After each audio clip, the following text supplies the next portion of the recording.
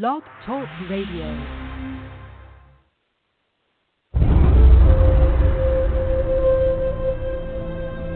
He is the last of his kind.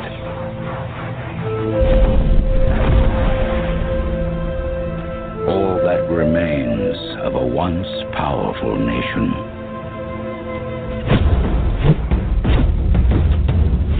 Some think he is a myth.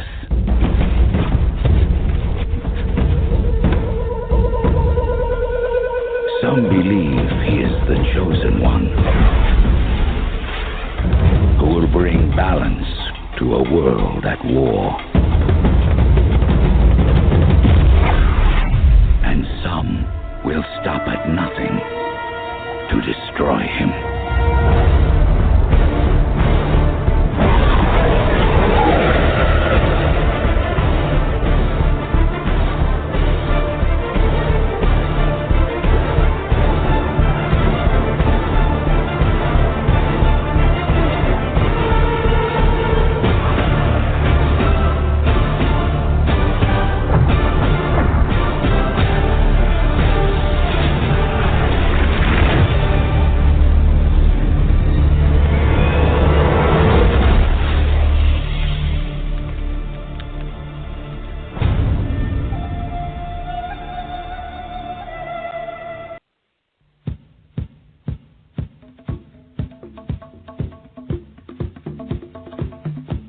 Welcome to Moorish Talk Live 100 with your host, Tarhaka Armana El Bay.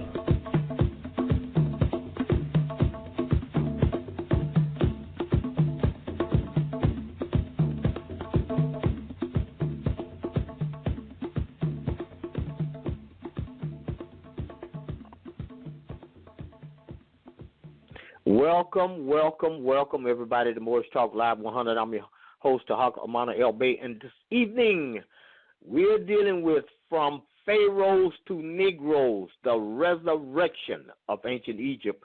Our illustrious guest will be Dr. Walter Williams and his beautiful wife, Sister Arnetta Williams. That's Arnetta Williams. Also, we have ex-minister Clemson Brown is going to be with us. I spoke to Sister Hughes earlier. She said she has death in the family. She won't be able to be with us this season. But nevertheless, we're going to press forward. We're going to be dealing with the following questions.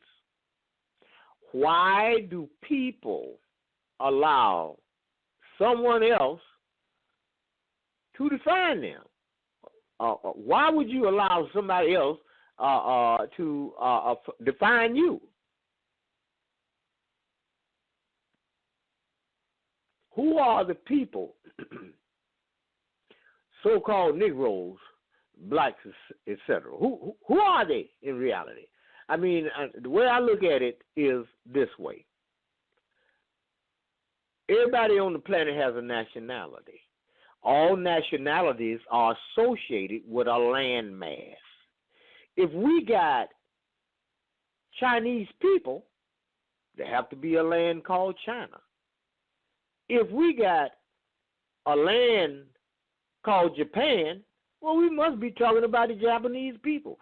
If we have a land called Malaysia, what about the Malaysian people? If we have England, what about the English? If we have Britain, what about the British? If we have Koreans, what about the Korean people?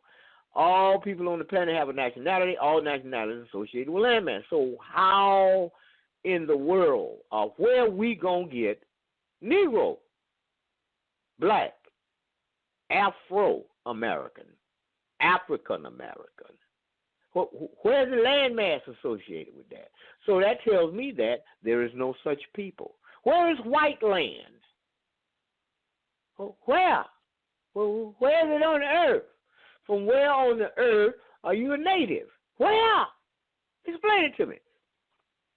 Where did the ancient Egyptians go? Did they just vanish from all the face of the earth? Where did they go? I mean, we got all this ancient information about ancient Egypt.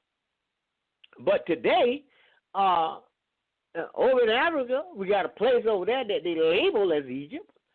And the people over there, they couldn't possibly be the original people? We're going to deal with all of that tonight. Have the so-called Negro or black been misclassified? Of course, they have to be, because there's no such thing as Negroes. There's no such thing as black people. Who was it that brought civilization to the world? Now, we definitely got to get down and settle this here once and for all, so we will know exactly who it was that brought civilization to the world. We definitely got to get this question answered. Is it historical that the so-called black man once ruled the world? Was that ever a fact? Got to get down in it. Got to find out. Who is the rightful owner of the land called America? Now, that's a big question. Got to find that out, definitely. Are ancient Moors and ancient Egyptians one and the same people?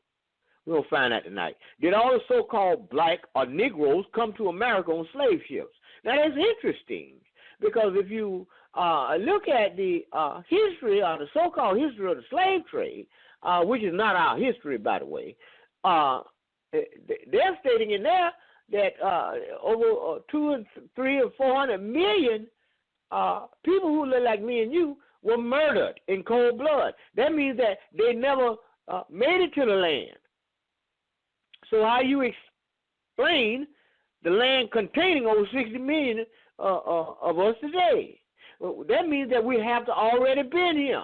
Well, if we already was here, well, why is it covered up? Why is it not being broadcast? I mean, you have the media, the news, and the media is on every day. But I've been waiting on them to say it. It ain't been said. I know they're gonna get around to it, but they haven't brought it up yet. Well, and I know they're gonna get to it. Did all the so-called blacks and Negroes come to America on slave ships? That's interesting. Now, I got some stuff that I want to bring to the forefront here, and I'm going to run this off, and I'm going to read this and need you to pay close attention. And keep in mind that before I get into this, I'm going to run my commercials, and when we come back, I'm going to bring that to the table so you can see what we're going to be dealing with. How do you live in America as a free man or woman? What must you know about yourself that must be law? How do you operate in commerce without major problems? Go to www.newdebtelimination.com. That's www.newdebtelimination.com. Call me, Tarhaka Amana El Bey, at 904-303-9061 before 7 p.m. Eastern Standard Time. That's 904-303-9061 before 7 p.m. Eastern Standard Time. How do you live in America as a free man or woman? Let's get to the solution. Peace. What is the solution to your problems with foreclosure, mortgage debt, child support, student loans, and credit card debt? What is the right way to be secured and a creditor at the same time in commerce? What is your status? What is your origin and nationality? For the solution to these problems, call Tarhaka Amana El Bey at area code 904-303-9061. That's 904-303-9061 before 7 p.m. Eastern Standard Time. Or go to www.newdebtelimination.com. That's newdebtelimination.com. Once you learn this stuff, life is much, much better. Peace. Okay, now from Pharaoh to Negro by Dr. Walter Williams. Each year, the month of February is set aside to highlight the people of African origin, the events, and the history that was made during their stay in this country called America. It began with Carter G. Woodson, the great educator and writer whom initiated Negro History Week. Later it was expanded for a month and called Black History Month. The name Black History Month was used for many years until Jesse Jackson suggested that we call ourselves African Americans. So today, the month of February is called African American History Month. Let's investigate and find out what we as a people are doing to ourselves when we accept and allow ourselves to be called by these meaningless names. Always remember, whatever name you call yourself, there is a history attached to it. Let us examine the name Negro. The name Negro was first given to us by the Portuguese and Spanish slave trades during our stay under their domination in the Americas, South America, Brazil, and Venezuela, etc. The name Negro was first applied to the Coptic Egyptian Moors, who were taken out of Spain by Cristobal Columbus on orders of Ferdinand and Isabella, 1492, for religious and racial reasons. The Coptic Egyptian Moors at the time were the highest civilization of people on earth. Coptics are the direct descendants of the ancient Egyptians, and with them were the last direct seeds of that great civilization prior to the Coptic Egyptian Moors being dumped in the Americas. Their ancestors interact with the indigenous Indians for many years. This is evidenced by the pyramids and other artifacts found in South and North America. This name Negro was applied to the Coptic Egyptian Moors to finish the destruction of the connection with the people and the institutions developed by the ancestors. The ancient Egyptians, the first damaging blow had been struck many years earlier by Alexander the Greek, who invaded Egypt in 332 BCE. In 1619 came the first enslaved Africans to what is now the United States of America. These Africans, along with the ancient Egyptians who were living among the indigenous Indians, and at that time were grouped under one umbrella by the uncivilized, savage European enslavers. Now, we'll stop there for a minute, and we're going to come back to this, but I want to check to see if my guests have arrived. It appears that they have, so I'm going to open up the phone line so we can everybody can introduce themselves, because I got some questions about this situation. I'm going to go to area code 312. 312, could you tell me who you are and where you're calling from? Hey, I'm not I can hardly hear you.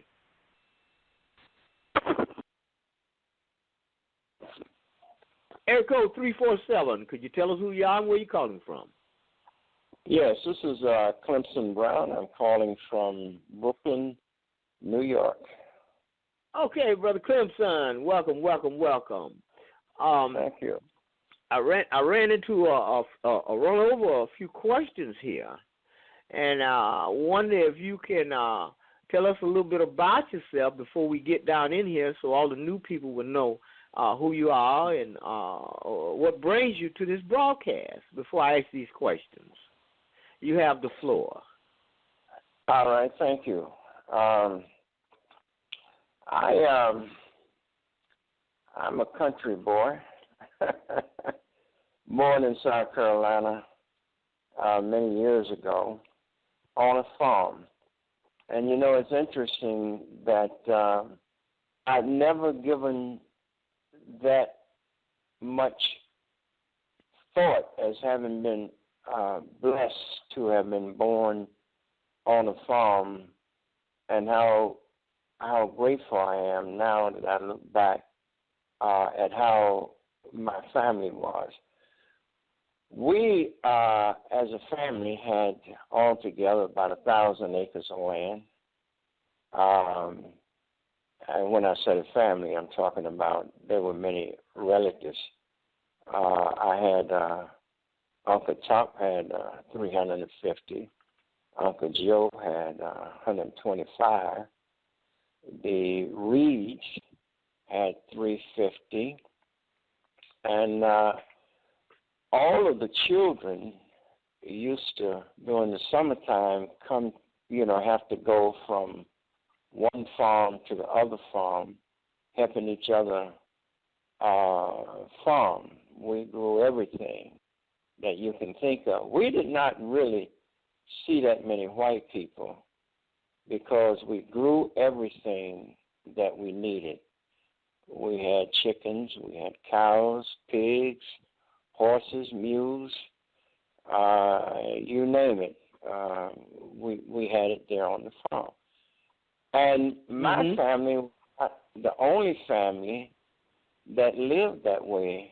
I'm from Lancaster, South Carolina. Most of the black people back then lived that way. And then you have to look at coming out of slavery in 1865 and the kinds of communities that our people put together.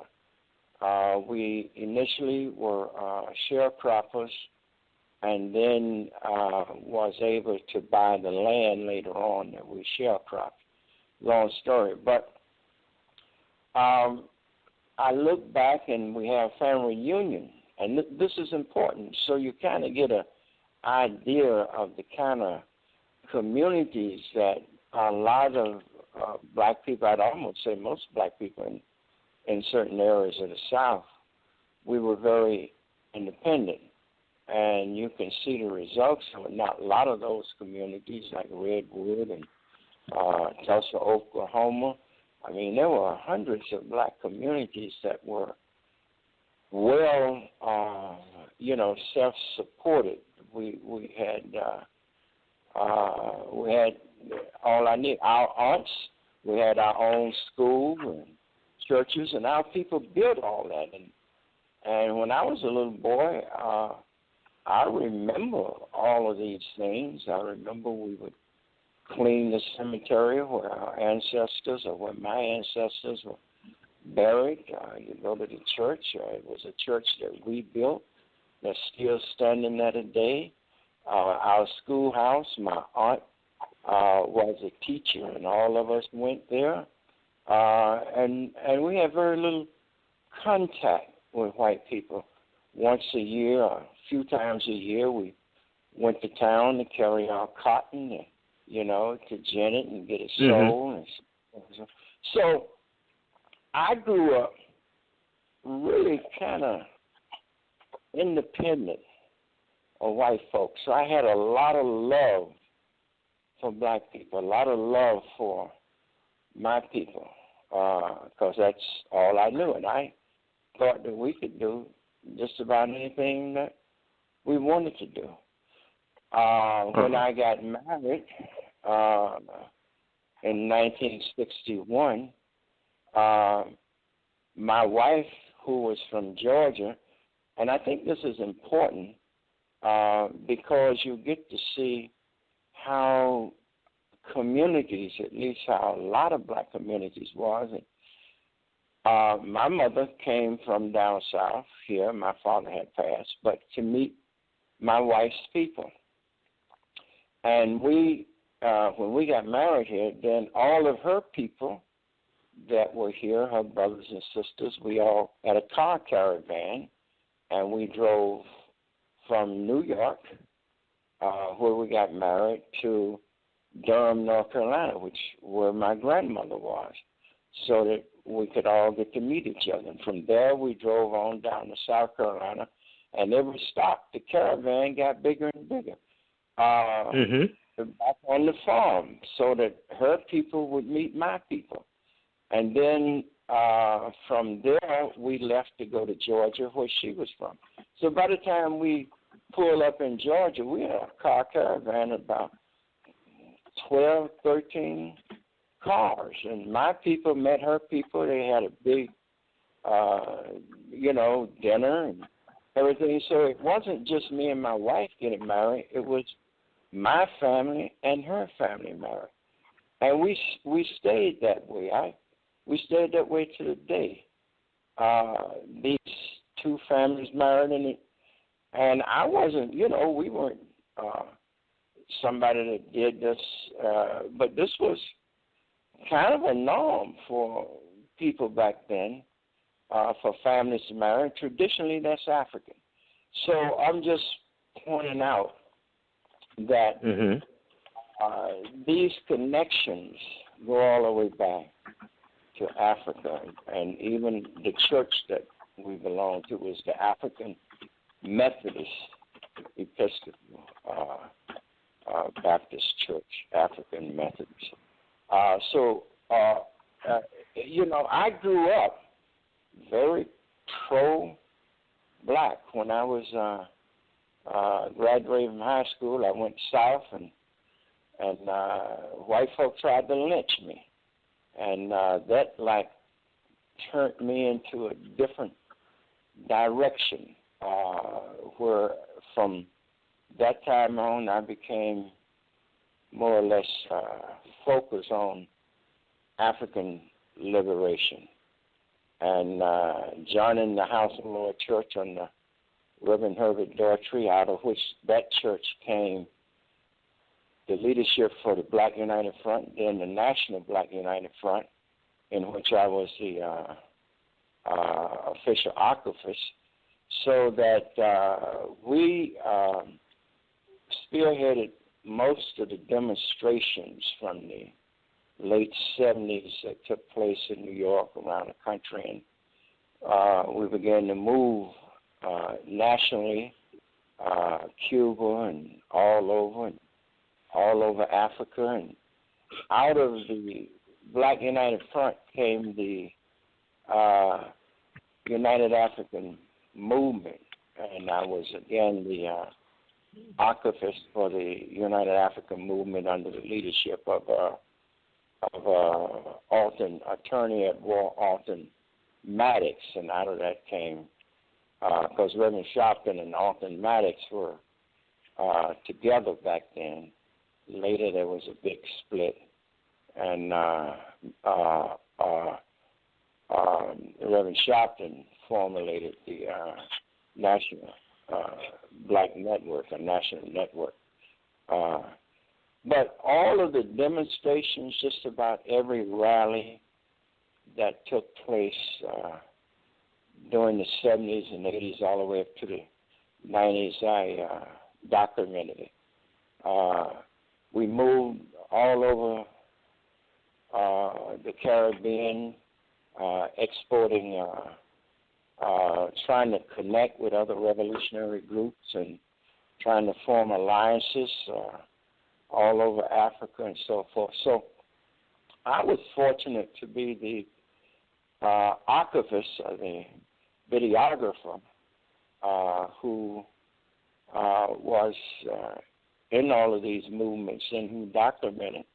I have over 31,000 hours of history, most of which I personally filmed, and I didn't film it all by myself. I had a crew, and they worked with me, and we accumulated one of the most important archives in America in terms of African history. So that's a little bit of my background.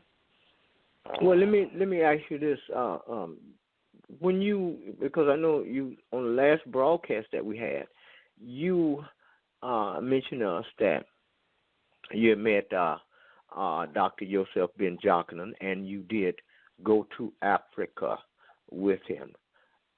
Could you tell me and the listening audience, in your opinion, what was the most important lesson that you learned? Now, what was the most important thing that stuck with you during your visit there? I had never been in the presence of the pyramids. I had never been in the presence of the temples and monuments of ancient Egypt, and to go there and to see those things firsthand, to witness them, is a life-changing experience. And Dr. Ben was the teacher who carried probably 40 to 50,000 African Americans over his lifetime to Egypt to experience their ancient history and glory.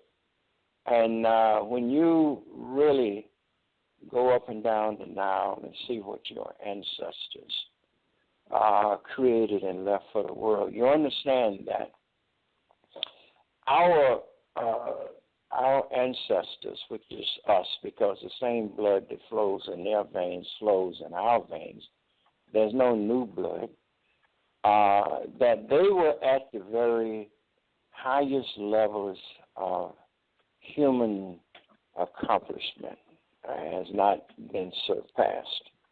And so whoever erected the pyramids on the plateau of Cheops, the pyramids of Cheops, at the very highest levels of human achievement. And that's why Europeans and everybody want to claim ancient Egypt as theirs. I watch Donald Trump, on his trip through, and he goes to what is called Israel, and but that's that's a stolen history. Those Europeans were they're imposters, and all of that posturing and the pundits that talk about Jerusalem as the greatest place of worship on the planet historically and all that. But all of that is bullshit. And we have to, that's one of the things that when you travel and you understand that that's all our history. That was a part of ancient Egypt, Israel and Palestine, what is now Palestine.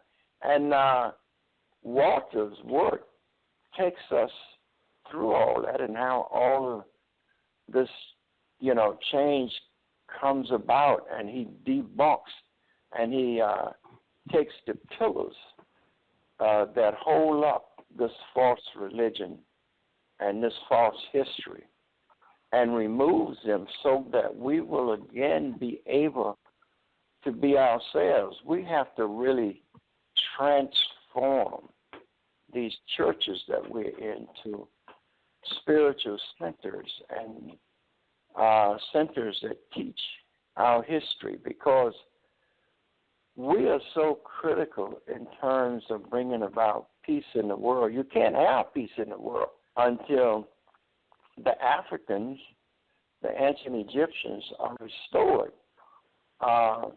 You can't have peace in the world because religions are used primarily to set people at war with one another. You look Islam, Christianity, all of these religions are manipulated by those who are in power to be used for their own personal empowerment to take land and resources from other people under the disguise of religion, so that when you restore the truth, then there will be respect again for Africa, which is at the very base of bringing the world together, the family together, because all the blood flows and humanity flows out of Africa. So we are all one people, one family. And when we can begin to see that we are all connected by blood, and that blood is African, that we're all really descendants of Africans. And so until you respect the mother and the father of humanity, you can have peace. As long as the African is at the base and not respected for all that he has brought to humanity, you can't have peace. you can only have war because we can't see that we are a family. Religion separates us so that we can be manipulated and used. So it is very important that black people, African people, ancient Egyptians, that we come back and identify ourselves and be ourselves, because we are one with the universe, and the universe is doing this. All we got to do is be open to what is happening in the universe and be a part of it, to study and to learn and to be ourselves again and to live my art, and we will be primarily the center that brings about peace in the world. And this is the only people who can create space for all of these different nations to disengage by bringing us the human family together as a family. We need space for disengagement because every nation is armed to the teeth and has its finger on the trigger. And any little incident can set off a nuclear holocaust that can destroy the planet as we now know it. So we have to disengage. We are moving more and more to a one-world government in order for humanity to save itself. And that's in process, but it cannot materialize until African people take their rightful place at the table of nations to bring it about. So I don't know if I answered any of your questions. You asked me what. Well, yes, you did. You gave us some excellent insight. However, I do have another question. In your opinion, based on what you know, and based on the ancient story of the people in this land, and hopefully you may have gotten some insight from Dr. Joseph Ben-Jochannan in regards to the Americas. The question is, in your opinion, who are the rightful owners of the land that we now call the Americas? It's a good question. And the reason I put that out there, Brother Brown, if you and I were next door neighbors and you asked me to loan you my rake, and I loaned you my rake, and you never returned the rake, and 20 years pass, and I come to you, I say, well, Mr. Brown, you never did give me my rake back. You said, well, I don't. I ain't got your rake. The rake I got, I've been had that rake. I own that rake. In your opinion, do you think that is your rake, or do it belong to the original inhabitants of the rake prior to anybody else? Yes, it belongs to original inhabitants. Okay. Because that's who owned the rake. People on this land are the native people who was here when the Europeans came, and even before that, I should say those people were also had African heritage and so forth. But the land belongs to the original inhabitants, even though the Europeans claim that they have materialized it and developed it, and that it was not being developed by the indigenous people, but it was their home. So that's like if I loan you the rake and you went and bought some paint and you painted the rake, then and you put a few screws in the handle of the rake and make the rake more sturdy. So now you own the rake. Is that what you're saying? Yeah, that's what they say. But the rake is my rake. You never gave me my rake back. We might discuss, since you added something to the rake, we might discuss your input. But you gotta admit that the foundation of the rake is mine. And not only that, you took the rake. So the people that came to the land uninvited, but once they got here, do you think how did the natives treat them when they first came here? With open arms, they helped them, they welcomed them. They treated them as if they treated them with humanity, and that's the way the Africans also treated Europeans. Okay. With humanity. Okay. And the reason I ask this is because I don't ever want to get too far or let too much time go by to get too far away from reminding the youth of what really happened and who is who and who the rake belonged to. Yes, I understand. I'm in agreement with you. We got kindergarten, we got first grade, we got all these high schools and colleges and universities. We got the world news, we got the local news, we got all these people with all this, with all of these cameras and audio equipment and all of this, and it seems to me that we should make it a point instead of on Black History Month, instead of them coming out and talking about the civil rights movement with Martin Luther King and all that, why don't we get some spokespeople to give an announcement before you start that? Let's make sure that the record remains intact. The land that we stand on to this day belongs to a specific people.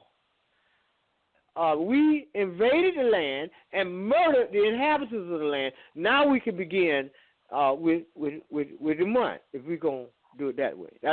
I would love to be the spokesperson. I would love to be the spokesperson. No, I'm in agreement with you on that. I'm in agreement. Because there's so many problems that have to be worked out.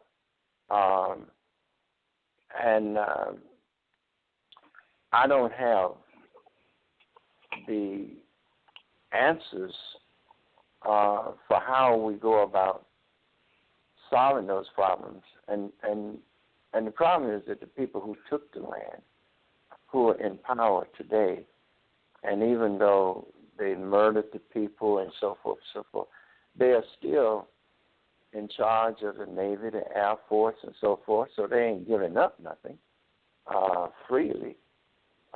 We have to take our empowerment, and when I say take it, there is we have to develop the power for ourselves, and we can do that because we are one with nature. The universe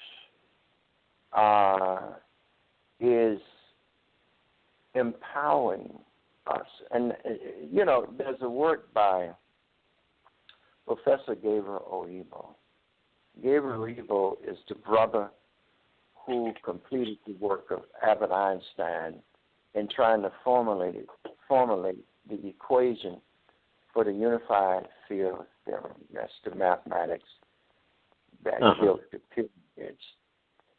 And when you really begin to study his work, the philosophy behind how the universe came into being, how the universe operates. And it's very critical for us to get a real understanding of who he is and what he has done.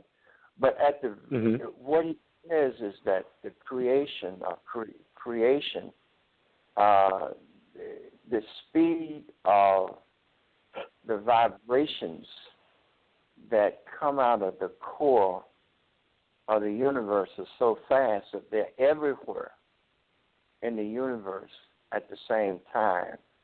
And let me underscore that by saying the light that comes from the sun, which is 92 million miles away, will reach the earth in 8 minutes. Now, that's fast, but that's a snail's speed to the speed that the vibrations from the universe itself is traveling. It's moving so fast, these vibrations, that they're everywhere from infinity to infinity at the same time. And so as these vibrations begin to condense, they form matter. And matter is a proton, an electron, and a neutron. That's the hydrogen atom. That's the foundation of the building block of matter. But it's all a condensation of the speed of creation, just slowing down a bit to form matter, so that out of that matter all things come. The foundation, the hydrogen atom, and this goes back to our ancestors, because our ancestors had all of this built in within their understanding of the universe. Ptah, the atom. All of this is there historically, and he has brought all of this back to us in an equation, which is the equation for the foundation of all things. So getting back to the question of how we come back into power, we have to understand that we are, every aspect of our being is a part of creation. And when we look back into our history, we see that our ancestors understood all this. And the last time we was on, we talked about Ma'at, truth, justice, balance, harmony, all of those things. All of this is expressed within the equation that Professor Oibo has brought to us. We say that the universe is expanding. I was with Professor Oibo when he did peer review in Nigeria, where he is from, and scientists from all over the planet was invited there to challenge him. And there was one Indian scientist, mathematician, who, everybody challenged him, but there was a real back and forth with this Indian mathematician and Professor Oibo on the expanding, the theory that the universe is expanding.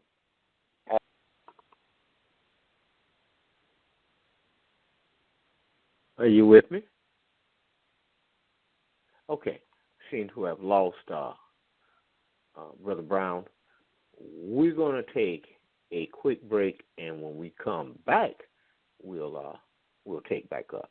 So y'all hold on a minute.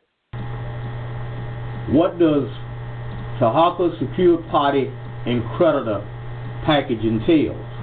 Private consultation by phone and email, the correct system for paying your property taxes in the private, the documents you will need to conduct business and transactions, public and private, Tarhaka Library, documents for status change in commerce, master study manuals, and trust guides, Free credit repair with all 3 credit bureaus. A business for you in itself. Educational materials on DVD and CD sent directly to your postal box. 1099's education and how to file. How to become a private banker the right way. Asset building, protection, and investing. We also, for all of our clients, host our private conference calls. To access this kind of education and power, go to www.newdebtelimination.com or call me directly, 904-303-9061. Also keep in mind, we have the top, best financial advisors there is. Peace. You don't have to lose your home due to foreclosure.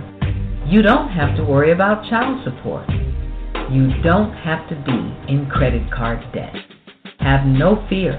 Tarhaka Armana El Bey is here at newdebtelimination.com. Got student loans, child support, mortgages? Contact someone who's got the experience and the knowledge to get you back under God's law. That's Tarhaka Armana El Bey. He's been there, he's done that, and he can prove it. Just give him a call at 904-303-9061. That number again is 904-303-9061. And log on to newdebtelimination.com. That's newdebtelimination.com and get yourself free.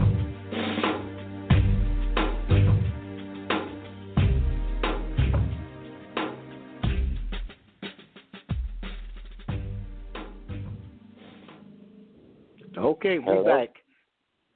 You back with us, brother? See, like your call dropped, and I'm but sorry about that. That's okay.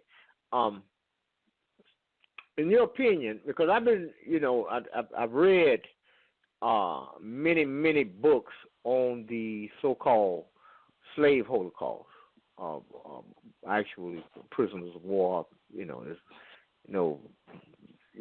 Just calling it like it is.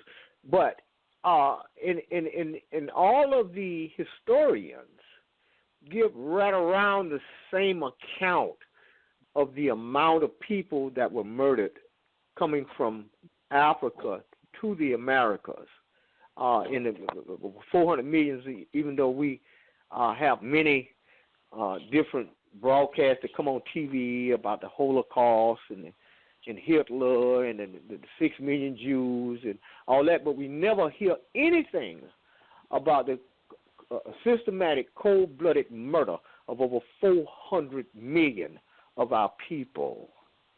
So my question to you is, those are 400 million that were killed. These are people that never made it to the land. So how do you explain the millions of us that are here? How did that happen? Yeah, I'm sorry. How is that possible? I'm not quite understanding the question. The question is, if we lost 400 million people during the enslavement and murder, how do you these 400 million that never arrived? How do you explain the millions of us that are already here? Wouldn't it seem to make sense that we were already here, and not to mention the fact that the oldest human remains found in this hemisphere of people that look like you and I.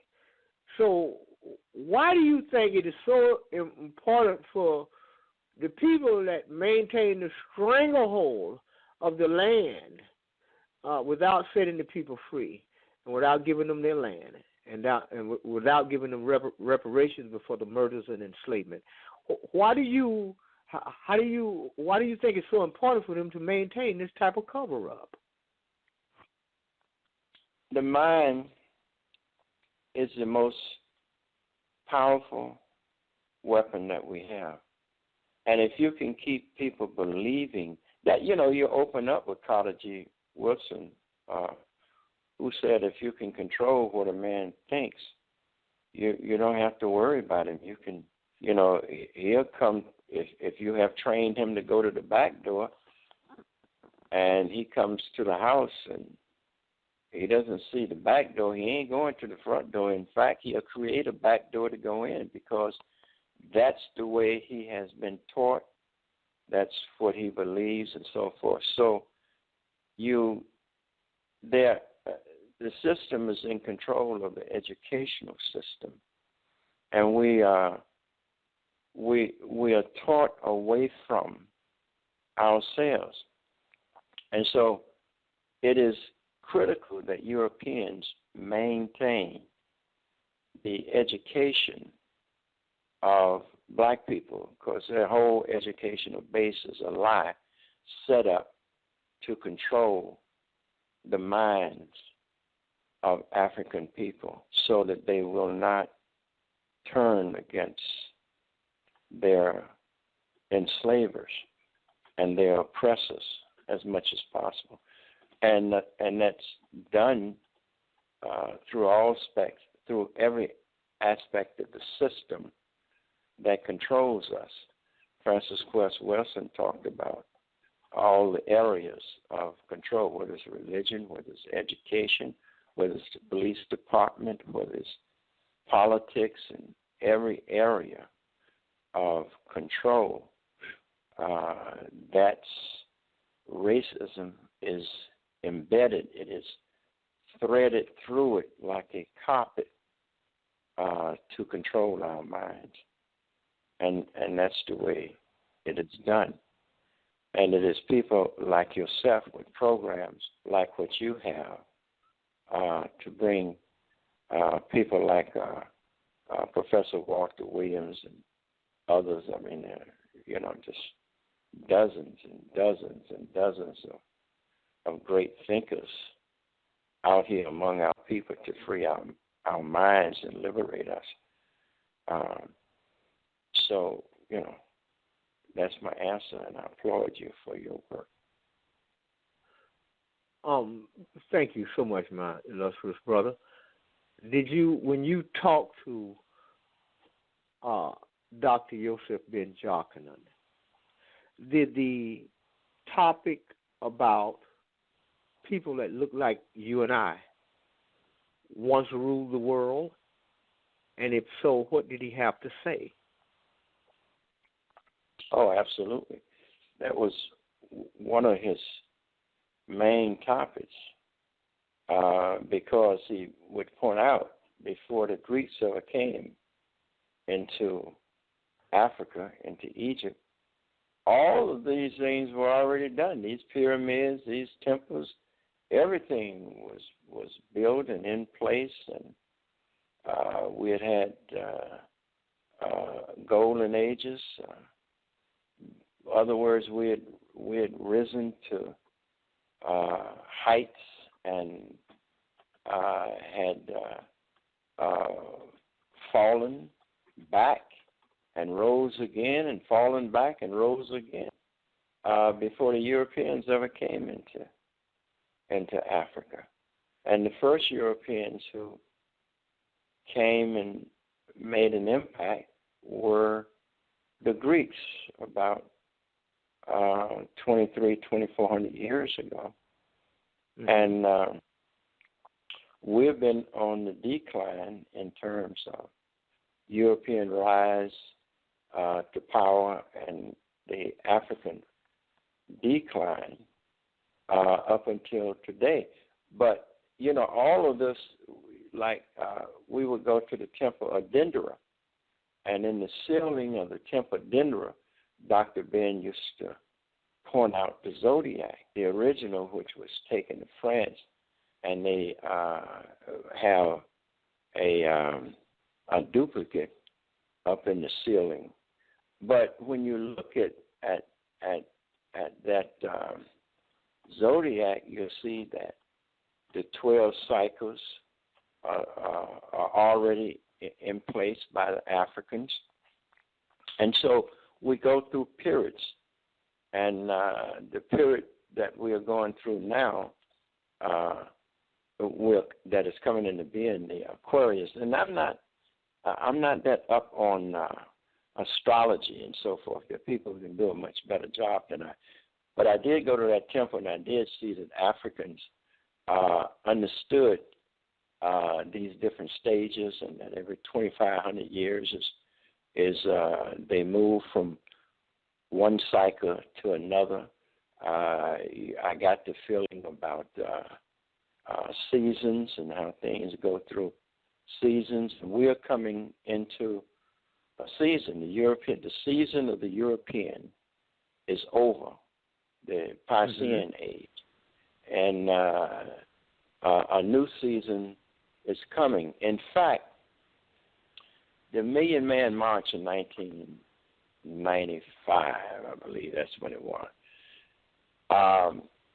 I was at the Million Man March. I filmed it. And Tom Brokaw, when I got back home, he was given an analysis of the Million Man March, and he said at the end of his analysis of the Million Man March, he said a new star was found in the heavens tonight. I wonder if it has anything to do with the Million Man March. And I heard that, and I said, oh, wow. Dr. Charles Finch, astrologer.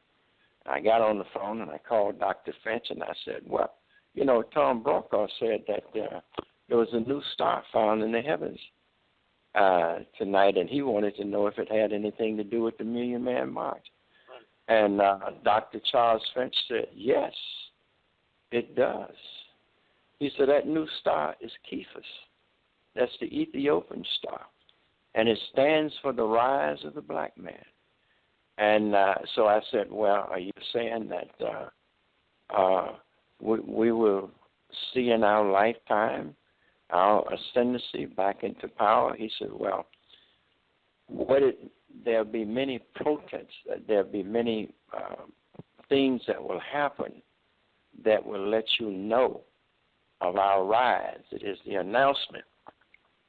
And when Cephas becomes the brightest star in the heavens, that energy will be at its full impact into our consciousness. And it's like the seasons you see. When the spring comes, which follows the winter, and those trees during the winter, the sap has went down into the roots and the trees, the limbs have died, all the leaves done fall into the ground. They look dead. That's all practical. The tree is dead. But when the spring comes, that sap rises, and no man can stop it from rising. That is nature, if you want to use the terminology God, but that is nature itself. The sun pulling that sap up and giving it life, giving that tree new life again. And that's what's happening to us. That's what I was saying before we got dropped. Our consciousness, who we are and what time it is, empowers us. So if we are living my art, we won't. There'll be knowledge that comes out of us that when you live my art, that is truth and justice and righteousness, it's not you who speaks. It's the universe that speaks through you. And we will be empowered in such a way because it's for understanding of people who use the terminology God. It will be God speaking through you. You will be the voice of God because you are, as Professor Oibo pointed out, the energy, every aspect of your being is the creator. But in our ego and in our too far into the negative side, we allow the negative energy to move us. But when you live my art, you're living in the very center of the zero, which is balance and harmony and peace and justice. This is not what this society is about. This society is, hello? I'm here. This society is the very opposite of the society that Africans built and lived in. So when we move back to ourselves and become ourselves, God or the universe will be speaking to us and will guide us and bring us back to the things that we are capable of doing. Are you following me? Yeah. I'm following you. You're talking about us being in tune and in sync. I just had a conversation earlier with some sisters today, and I was explaining to them that everything in nature is in sync. And the only thing on the planet that's out of sync is us, people. The tides roll in and out on time. The sun and moon goes up and come down and shine on time. The birds are up chirping on time, and the rooster is crowing on time, and everything in nature is in sync and operating in natural time. But we, first of all, we have lost sight of real time. We are trying to operate and live and move and have our being in a man-made, artificial, constructive time. And in this society, in the society of the world, people regard God time as money. But in all sincerity and natural time, time is art. We have artificial mathematics. We got you got 12 hours in a day, 12 hours in a night. We got under the number called 1260. We got there's 60 seconds in a minute. There's 60 minutes in an hour. So you got 1260. But 1320, moving and having your being and learning how to read the movements of the planets and nature and stuff, where you can get in sync and operate in natural time, that's something that we're going to have to get back to, because this was artificial time was forced on the people by Pope Gregory of the Vatican. I think it was back in the 14th century. I got to go back and look at my notes, but I did a video on it. It's on YouTube, so that we can understand what's happening to us. You can get up early in the morning and step outside your house, and people are rushing, trying to get to work, and in the evening they're rushing, trying to get home from work. They're running into each other, killing each other on the highway and stuff, because they have not understood real time and natural time, and the fact that real time and the way we are supposed to be doing is not involving this artificial time business. Because time is art in reality, but man is regarding it as money, and everybody's running and rushing, and I gotta be here. I gotta get to the hairdresser. I gotta get to the barber shop. I got to get to school. I got to get to the job and all this business. Yes, I'm in sync with you. So, yeah, I'm going to hold on a moment. I'm going to open up the other number and get our other caller in. Hold on. Area code 312. Who we got on the line? Yes. Brother Tarhaka? Dr. Walter Williams. Yes, sir. Yes, sir. Welcome, my brother. I've been doing fine. I've been on the line for an hour now. Okay, well, I'm waiting on to pull you one on the phone. That'll give me an indication you've been there. I didn't. I won't know if the button get pushed. But anyway, we welcome you and Brother Clemson Brown. He and I have been holding a discussion, and we have brought the information out about from Pharaohs to Negros. And I think this would be a wonderful time for you to come in and give us your take on this thing.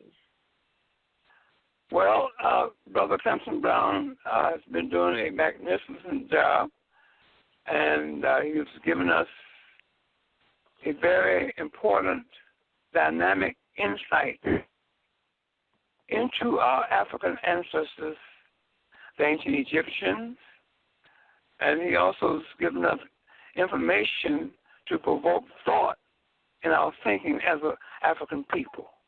So I have to commend Brother Clemson Brown for doing that. The topic of the show today is from Pharaoh to Negro. I believe that you that you read my paper position that I've written for a local newspaper here in Chicago in 1991, from Pharaoh to Negro. If an individual really understand what I have written in that article for the newspaper, if they really can understand that, then it will make them have a different thought as to who they are and who we are as an African people. Also, our topic today is the resurrection of ancient Egypt, meaning that the descendants of the ancient Egyptians who went from Pharaoh to a Negro and from the pyramids to the projects, we have to find our way back to ancient Egypt and resurrect ancient Egypt. That means that we're going to have to do some things, that we're going to have to take a quantum leap to achieve that purpose or these purposes. So one of the main quantum leaps that we're going to have to do is that we're going to have to take the suggestion of our great deity, Imhotep, who legendary had said, know thyself. In other words, we have to know who we are as a human being. Personally, we have to know our personal identity as a human being. So we're going to have to know what was given to us at the time of our birth, coming out of our mother's womb. And we're going to have to clear that understanding and use that understanding to eliminate religions. So once you understand who you are coming out of your mother's womb individually, and I'm talking about 50 or 60 million Africans living in this country, I'm only concerned at this moment in time in world history about us as an African people living in this country. So therefore, if we understood what was given to us after we came out of our mother's womb, after being in her womb and her body for 9 months, attached to her umbilical cord, and that umbilical cord was cut by the doctors to separate you, the human being, from your mother, that umbilical cord served you in 3 ways. One, bringing you food, water, and air for the 9 months of your incubation and development as a human being. You also have to know that what you was given coming out of your mother's womb during that 9 months of incubation, you were given life, which is, I call, an indwelling, divine, spiritual birthright. That's that life that you were given coming out of your mother's body after 9 months of incubation is your indwelling, divine, spiritual birthright. Also, one has to realize that coming out of your mother's womb, within this life, you were not given a religion. Religion was created by man to control your thinking and your actions. Brother Clemson Brown mentioned Carter G. Woodson, who wrote a book in 1933 called The Miseducation of the Negro. And he said in this book that if you can control a man's thinking, you do not have to worry about his actions. If he's been trained to go to the back of a building or a house to find a back door. Upon arriving at this house or building, he does not find a back door. Then he will make one, because he's been trained to do that. The second thing, after learning who we are individually as a human being, what we have in our possession as a human being, we have the tools to use the information that we was given at the time of our birth to do anything that we want to do with our lives. You have to understand that. The second thing we have to understand is that we, as a race of people, as an African people living in this country, we're going to divest ourselves from all religions. I don't care what religion that you may practice or want to practice or are contemplating on practicing. You're going to have to get rid of all of that, okay? We're going to have to know the truth. We're going to know the truth that there's never been a man that ever walked the earth in human form of any race, creed, or color by the name of Jesus Christ. We have to know that as a truth and a fact, okay? How much you believe. Belief does not give you knowledge. Faith does not give you knowledge. So therefore, you guys should dig a little deeper and understand that there's never been a dead white man hanging on the cross called Jesus Christ, okay? And all the other stories that's attached to Christianity. Christianity is based off of a lie. The lie is Jesus Christ, that dead white man on the cross, which represents white supremacy. That is the icon. That is the image. That is a symbol of white supremacy, which is institutionalized in all Christian churches throughout the world and throughout America. You have to really understand that. We're going to have to come this way in life going forward from here on with new ideas, new thoughts. And thereby, if we have new ideas and new thoughts, then we will begin to develop and evolve into a new people. We're the only people on earth that has the power to change the world as we see it today. We have that power right here, the 50 to 60 million of us living in this country. So therefore, we're going to have to get rid of Islam. Islam is a lie, another lie based off of a lie, because there's never been a man that ever walked the earth in human form by the name of a Prophet Muhammad of Islamic tradition. That's a lie. We're going to have to get rid of saying that we are black Hebrews, Israelites. There's no such thing. The Jews are telling you that there's never been an Abraham, Isaac, Jacob, Moses, Sarah, Gideon, Esau, David, or Solomon. They're telling you that. Or Joshua. They're telling you that today. But they're not going to tell you all day long. They're going to put it out there once, and if you don't get it, then it's too bad. But you have to get rid of this, I am from the blood of Abraham, because there's never been an Abraham. That's another lie. You have to stop saying that you are a black Jew. There's no such thing as a Jew. The only place that you find Jews is in the Bible, in narrative stories. About 10 years ago, there was a Jewish scholar who lived in the illegitimate state of Israel, who teaches at the Tel Aviv University over there. He waited 10 years until he got tenure to come out with this book. This book that he wrote 10 years ago is called The Invention of the Jewish People, written by Shlomo Sand, S-H-L-O-M-O-S-A-N-D, Shlomo Sand. He wrote that book roughly around 10 years ago called The Invention of the Jewish People. In other words, he's telling you that so-called Jews are invented. There's never been no Jews walking this earth in human form. That's another lie. So you're going to have to find out by way of study, find out what the truth is.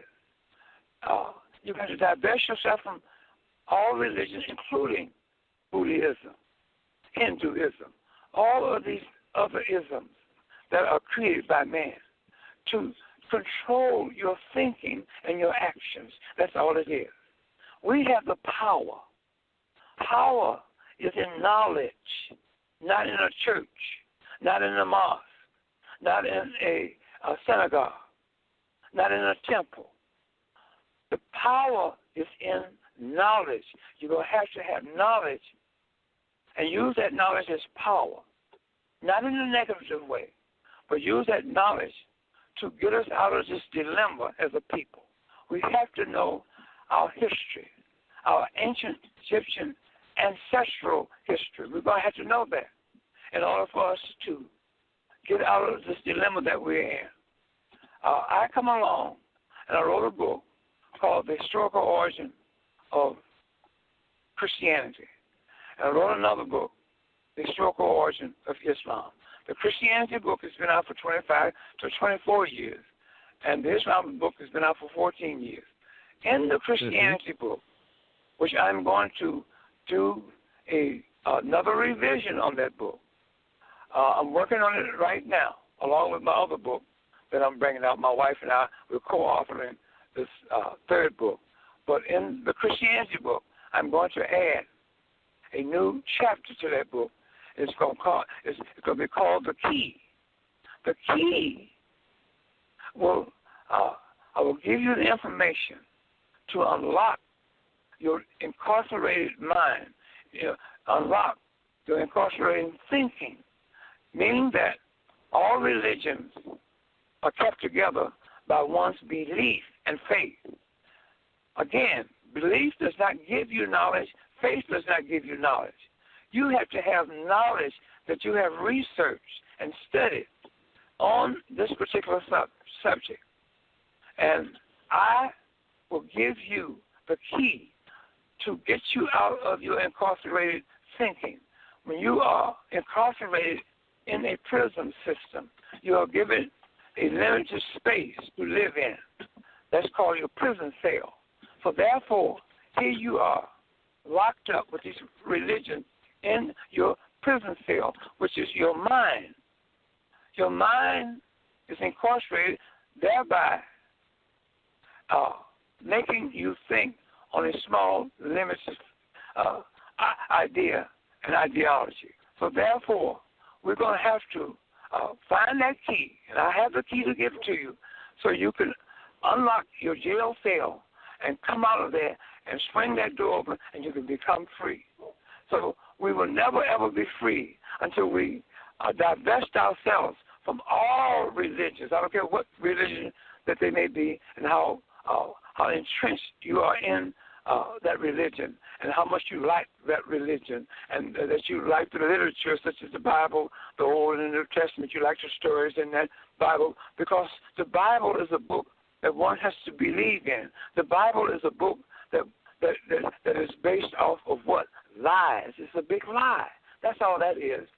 Any type of religious literature is based off of a lie, which is based off the religion itself. The Quran is based off of Islam. Islam is a religion based off of the Quran. So you have vice versa there. So therefore, you have to get rid of Islam, you get rid of the Quran. You see? And the same thing with the Sefer HaTorah, which is the literature that the Hebrew and the Jews read and use in their synagogue. All of that is based off of a lie. And again, I'm going to tell you this. The lie, or any lie, is not your friend. It's not your friend. So therefore, I want our people in the African community to stop waking up every morning asleep. When you wake up and you call yourself a Christian, you are waking up out of your sleep, getting up out of your bed, but you're still asleep. When you call yourself a Muslim, when you wake up every morning, get out of your bed, you're still asleep. When you call yourself a black Hebrew Israelite, when you wake up every morning, getting out of your bed, you're still asleep. So we're going to have to put an end to all of that. And the way you do that is that you have to study and be willing to find your way back to ancient Egypt. When you find your way back to ancient Egypt, you will find that our greatness is lying unclaimed in the continent of Africa, meaning that we cannot go back and take over the country anymore. Why? Because you got those white Arabs over there who live in Egypt, and they call themselves Egyptians. Well, they are. They live in our ancestors' land, but they're not the indigenous. They are just occupiers of Egypt, okay? So therefore, we can go in and claim our ancestors as being the ancient Egyptians, those Africans who built the world's largest and the biggest edifice that has ever been built on planet Earth, and that is the pyramid. Okay? So I want to instill that pyramid is awesome. It was originally built from the ground up to 490 stories high. It has 4 sides to the base of that pyramid. Each 4 sides of that base of the pyramid measures 756 feet long on all 4 sides. That's awesome. So therefore, if you go and look in your wallet and get a dollar bill out of your pocket and look at that dollar bill, it's on every dollar bill. Every dollar bill that you have in your wallet has a picture of the pyramid on there. And at the top of that pyramid, you see an orange red ball up there. That is the position that we are supposed to be in. That's the position that we that belongs to us as an African people. Okay, just like Brother Clemson Brown had mentioned about how powerful we are as a people.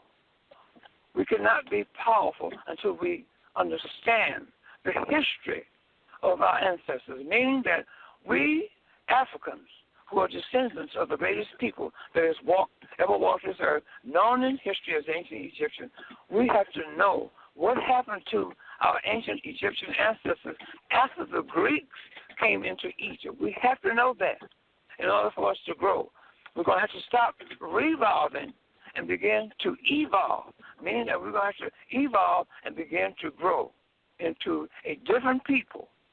Okay? We're going to have to stop going to these churches, bowing down to our enemy on the cross, that dead white man on the cross that we call our God. Now, can you imagine an African people all these years now, for 152 years, they have inflicted slavery on themselves by going into these churches, bound down to a dead white man on the cross called Jesus Christ. Now the Spanish and the Portuguese and the Roman Catholic Church in 1619 put us into slavery for 246 years. So from 1619 to 1865 is the time and the period of slavery. From 1865 until the present day, it's 152 years ago. So therefore, we've been free for 152 years, but we're not free. You're not free until you divest yourself from all religion. Until you can see that, then you're going to always be confused. You're going to always be in bondage.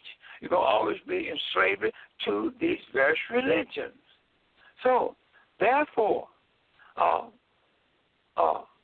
we're going to have to stop going into these churches, bowing down to this dead white man on the cross, and praying to him as our God, and depending on this dead white man through your prayers to give you justice and to liberate you. No, that's not going to happen, because when you went into the churches, and you're still doing it, and you're praying to this white God that you call your Jesus, that you come out of church and you see that your God, this white God that you've been praying to, allowed the white male to put us into slavery.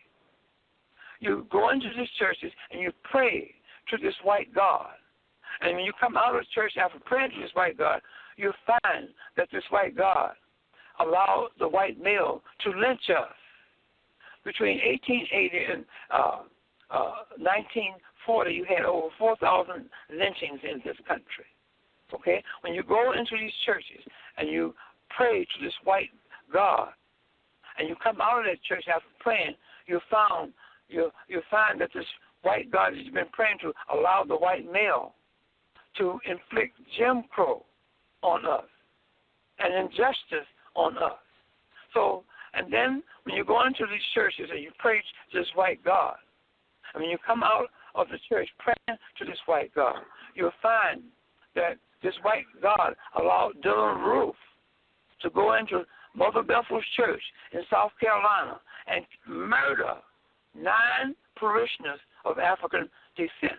So praying is a form of begging. It's not doing us any good, and it will never, ever do us any good. We're going to have to study and instill in our minds the thought of history, human history, that's pertaining to us and our African ancestors, the ancient Egyptians. Okay? We've been taught away from that on purpose in the school system that has taught us in this country. This school system teaches us away from who we are, who our ancestors are. Okay?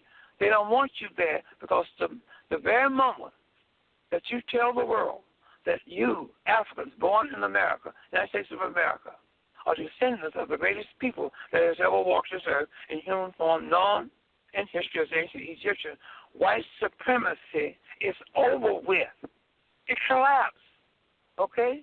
So therefore, you will be back on top of that pyramid again. You will be back in the place and the position that belongs to us as a people. Knowledge is power. We don't have to do anything to destroy the Europeans. That's not in our nature. That's not in our DNA. That's not in our spiritual thinking.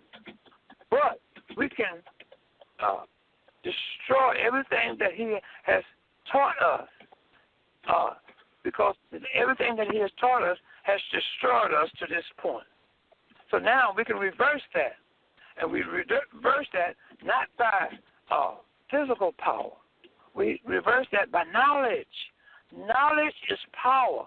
So all you have to do is change your mind. Stop going into these churches, worshiping that dead white man on the cross that you call your God and the Savior. That's Jesus the Christ. Because there's never been a human being walking this earth by the name of Jesus Christ. And I bring that out in my book, The Historical Origin of Christianity. There's never been a Prophet Muhammad. I bring that out in my second book, The Historical Origin of Islam. So one will have to study to gain power. And I'm writing at this very moment a chapter that I'm going to add into the Historical Origin of Christianity book. It's called The Key. And when you read the information that I have put into this new chapter that I'm going to insert into the Historical Origin of Christianity called The Key, that key will give you the knowledge to unlock your incarcerated mind so you can become free. So these are the things that we need to talk about. And like I said before, our subject today is the resurrection of ancient Egypt, how we as an African people have to get back and claim our greatness unclaimed in the continent of Africa. Now, some say to rule the world. No, the ancient Egyptians did not rule the world. They didn't have to rule the world, okay? They didn't rule ancient Egypt. They governed ancient Egypt.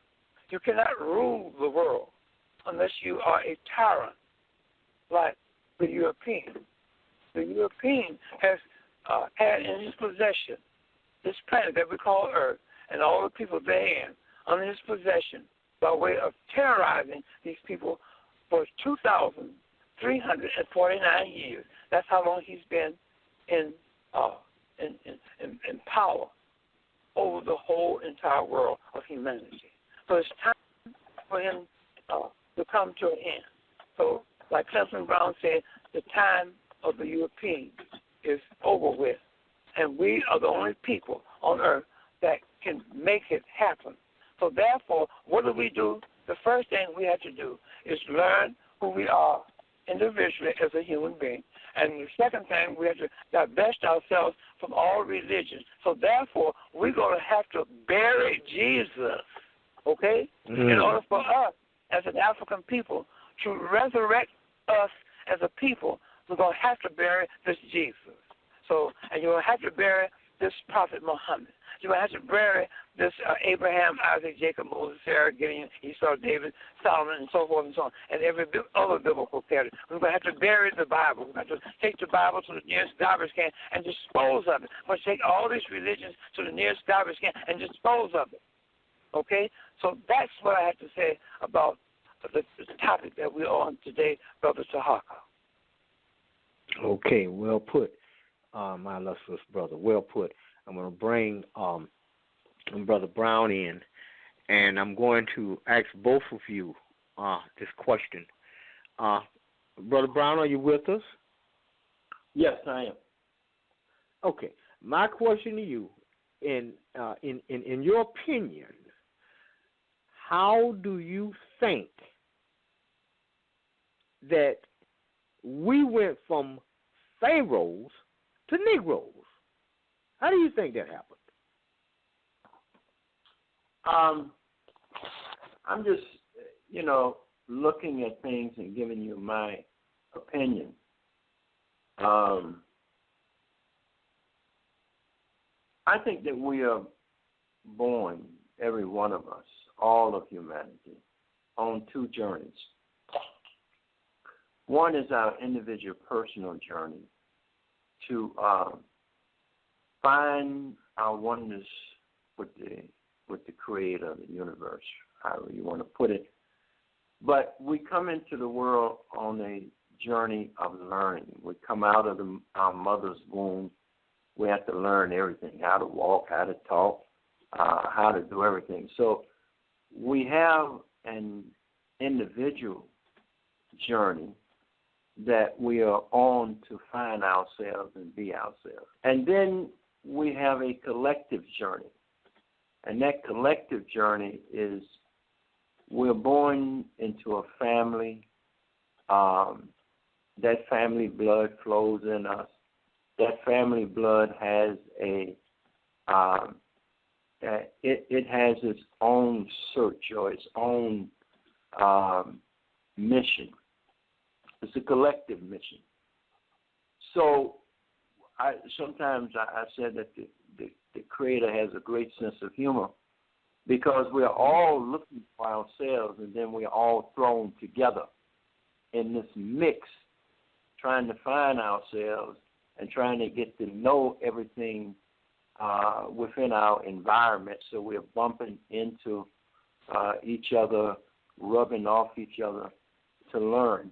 Now, you ask how I think we fell. I think that in the search, there are so many dynamics that we throw out. Every coin has two sides. There's the ego that is involved. I mean, all of humanity goes through this search. And you can get pulled off your, let me put it this way. And I like to bring back to Professor Evil because it helps me to understand. There's good, evil. On one side of zero, you go plus 1, 2, 3 all the way to infinity. On the other side of zero, you go minus 1, 2, 3 all the way to infinity. On one side, things get smaller and smaller.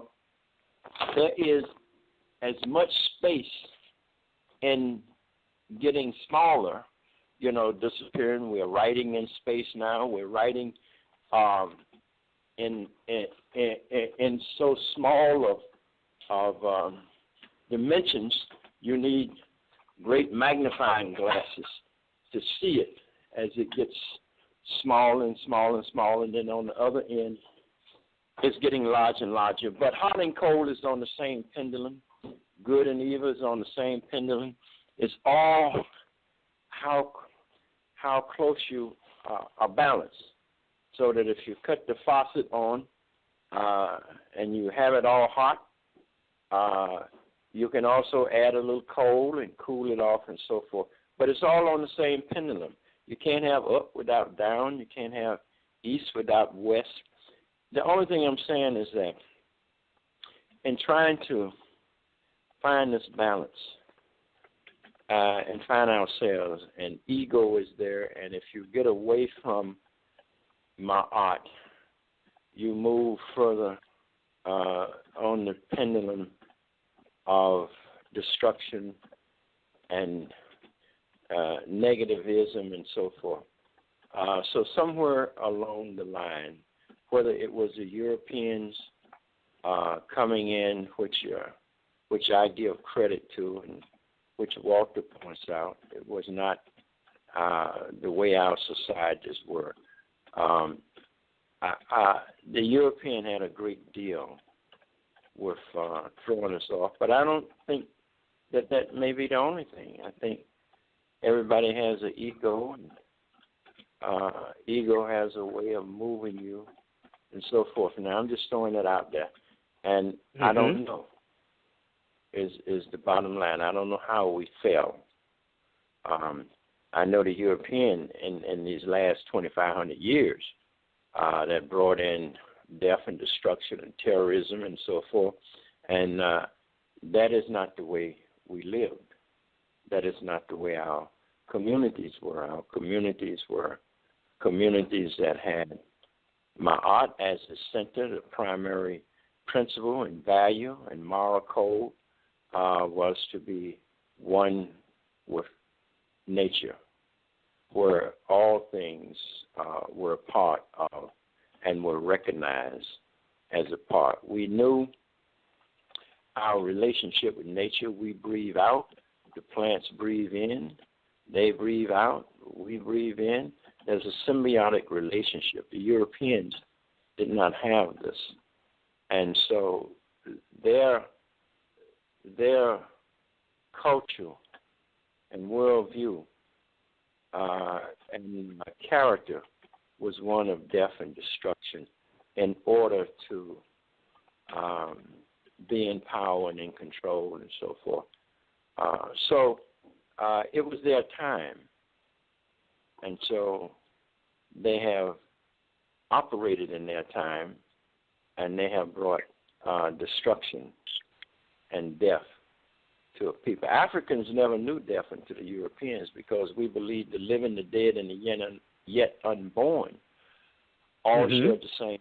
So you made a transition. It wasn't death as we see death now, the end of everything. It wasn't the end. You transcend from one space of period, into the next. The living, the dead, and the yet unborn all shared the same space. So those spaces were a reality to us. It wasn't death as we know death now. So how do we fall? Good question. A lot of study, and I don't know the answer. Okay. All right. Well, let me, and I thank you for your explanation. Dr. Williams? Yes? In your opinion, how do you think we went from Pharaohs to Negros?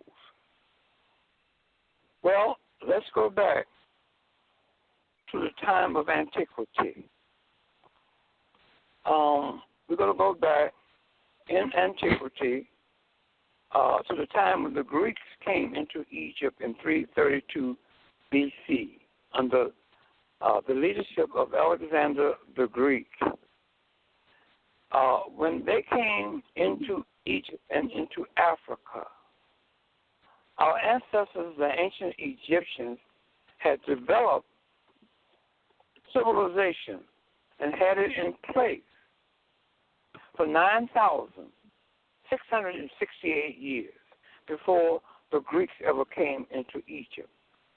I often heard Dr. John Henry Clark would always remark, when the Greeks came into Egypt, he would say, civilization was over with. Okay? Mm-hmm. So therefore, they came in and they looked around in the country called Egypt at the things that our ancestors, the ancient Egyptians, had developed in their culture. And if an individual will get my book, The Historical Origin of Christianity, and read the introduction to that book, in the introduction is listed some of the awesome things that our ancestors created. They were the only literate people on planet Earth, meaning that they created writing and the alphabet. The alphabet makes one literate, and the alphabet also makes one and enables one to read, write, and spell. So therefore, that's just one of the aspects of their greatness, and along with creating mathematics, all forms of mathematics. In order to build anything, one has to know mathematics. So they were the masters of mathematics. They created that. So here come the Greeks. Mm-hmm. And they were in awe, and they wanted to be made part of our ancient ancestor society. Okay? They came in, they began to dress like our ancestors. They began to emulate our ancestors. They did everything that they could to be like our ancestors. Okay? Now, with that being said, they tried to get themselves admitted into our ancient Egyptian African temple society. The system that our ancestors set up in Egypt during the time of antiquity, which was the temple system, the sacred society, the temples where the art of learning was taught through the centuries by and among and within the culture of the ancient Egyptians. So therefore, they wanted to be made part of that, and they were rejected. So with their rejection of not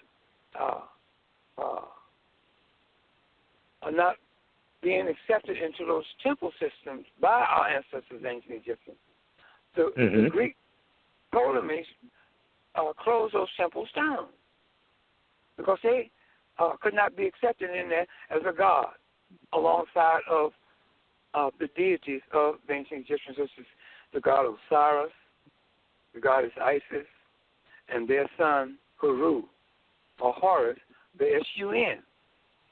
You see? So now, that went on. That's the first thing that caused us to go from the Pharaoh to a Negro. Okay? So, that part there is that I want to bring out fits in that particular category. Now, what happened from that point on? We're going to part two. The first part I mentioned is that, number one, the Greeks under the Ptolemies tried to get themselves admitted into our sacred society in Egypt, and they were rejected. Okay? And that's number one. Number two, they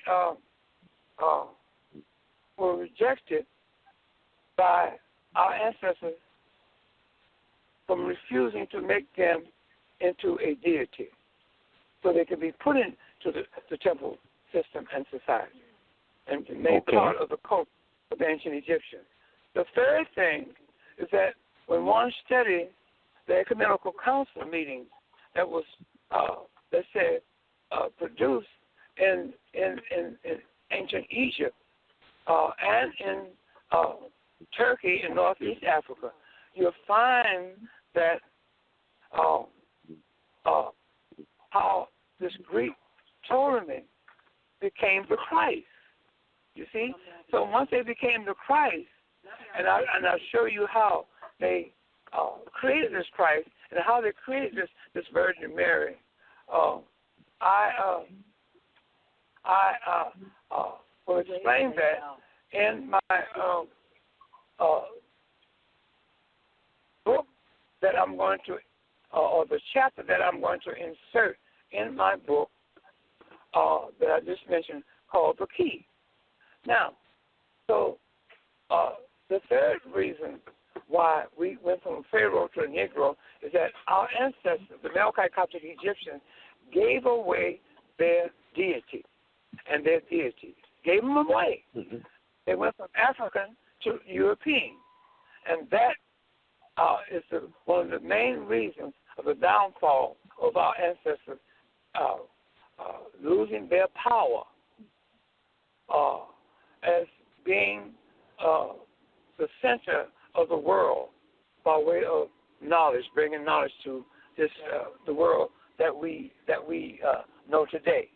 So therefore, you have, let's go back over them again. You have three things. Mm-hmm.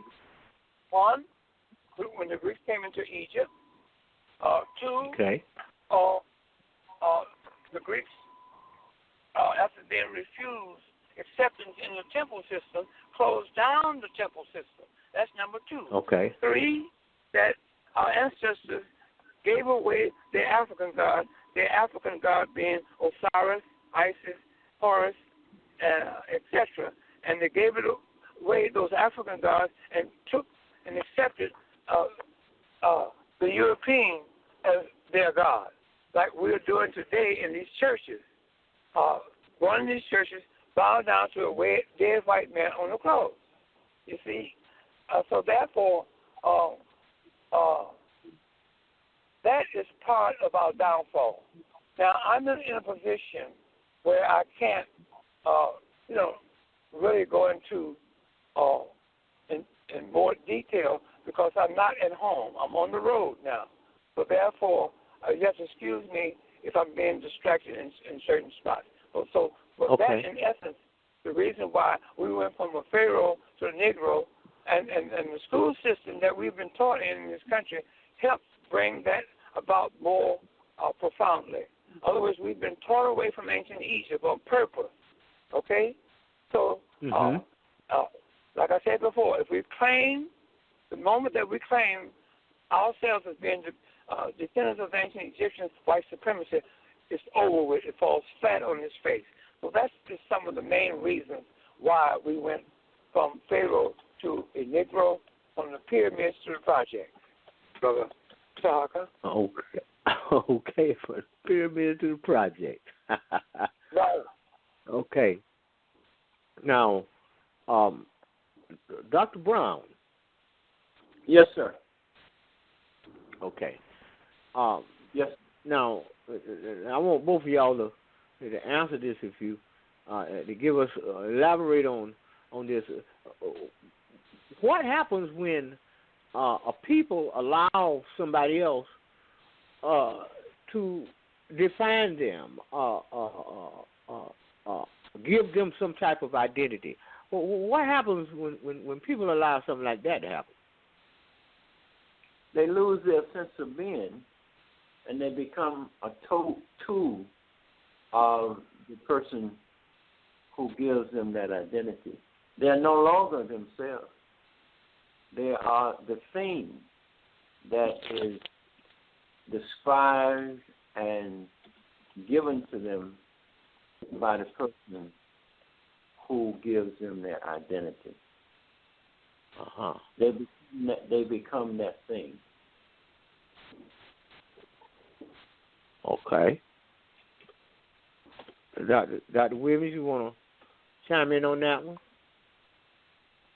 Well, I piggyback on what Clemson Brown is saying, and that's being what he said is the truth.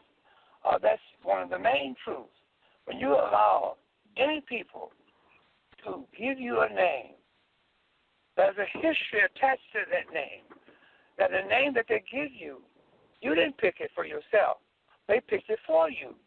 So therefore, they're going to give you that name and create you to react to that name by way of your thinking and your action.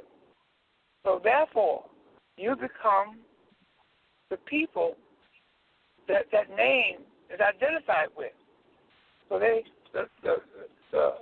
Spanish and the Portuguese gave us a name called Negro. Negro in Spanish means black. So black and Negro is synonymous. So who are we? So therefore, Jesse Jackson and others came along later and said we should call ourselves African Americans.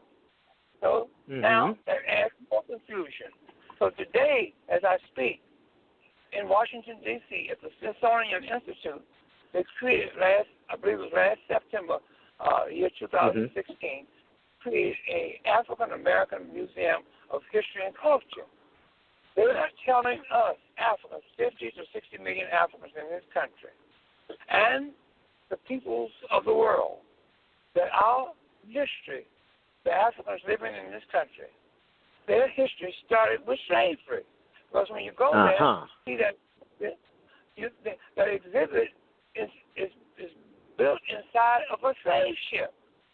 So they're telling you, which is misleading, telling you and the world that our history started with slavery.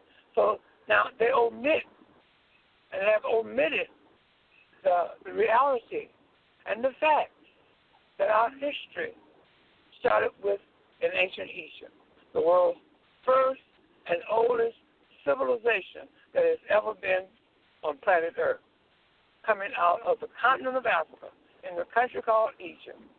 From that culture came civilization for all of humanity, and that's what they don't want us to understand and get to. So therefore, that is part, it makes a big part and have a big part in us not understanding who we are as a people. Like I always said, our greatness is lying in the continent of Africa, unclaimed in Egypt. That's where our greatness is lying. So when we walk into Egypt, we walk into Egypt with our mind. We don't have to go over there physically. Go over there and claim ancient Egypt. Tell the world that you are an African ancient Egyptian. When you say that you're an African ancient Egyptian, you are distinguishing yourself from being an Egyptian. An Egyptian is over there now. That's a white Arab over there living in Egypt, in the continent of Africa. See? But he cannot claim his ancestry to be an African or the builders of the pyramid. So therefore, we have to identify ourselves as being African ancient Egyptian. That distinguishes us, and that also identifies us with those Africans who brought forth civilization for all of humanity, those Africans who built the Great Pyramid, the Sphinx, and brought forth all and every aspect of civilization to civilize all of humanity. That's what I have to say about that, Brother Tarhaka. Okay. Now, how do we know for a fact, Dr. Williams, that the Moors and ancient Egyptians are one and the same people? Okay, that's a very good question. You have to, again, go back and use the discipline of history. The discipline of history contains 5 ingredients: time, people, places, events, and literature. So we as an African people in this country, we're going to have to study ancient history. And you're going to have to start it with the study of the world's first and oldest civilization on earth, that being ancient Egypt. That's where you have to start your studies. Come from that point, from that time, and come up to the year 2017. Okay? So therefore, we're going to use that discipline to understand and have that knowledge to get us out of this dilemma. Now, your question that you are asking was, what was that question again? Give it to me again so I really can understand what you're talking about. How do we know for a fact that the ancient Egyptians and the ancient Moors are one and the same people? Okay. Now, you go back during the time, we're talking about the middle of the 11th century, and we're going to go along the countries of North Africa, which makes up what is known as the Nile Valley Civilization. Some of the countries that makes up the Nile Valley Civilization, which the Nile Valley Civilization are made up of 9 or 8 countries. And we're going to go and we're going to deal with the Commonwealth of Ancient Egypt. Under the Commonwealth of Ancient Egypt, under that Commonwealth, you had Ethiopia as one country. You had Nubia, which is called the Sudan today, as another country. And then you have Egypt. That's 3 countries right there. And then under the African Ancient Egyptian Divine Commonwealth, you had 5 other countries. You had, to the west of Egypt, you had Libya, Tunisia, Algeria, Morocco, and Mauritania. Now, in 1051, the white European Spaniards who lived in Spain asked Africans from North Africa to come into Spain and civilize them, and bring civilization to them.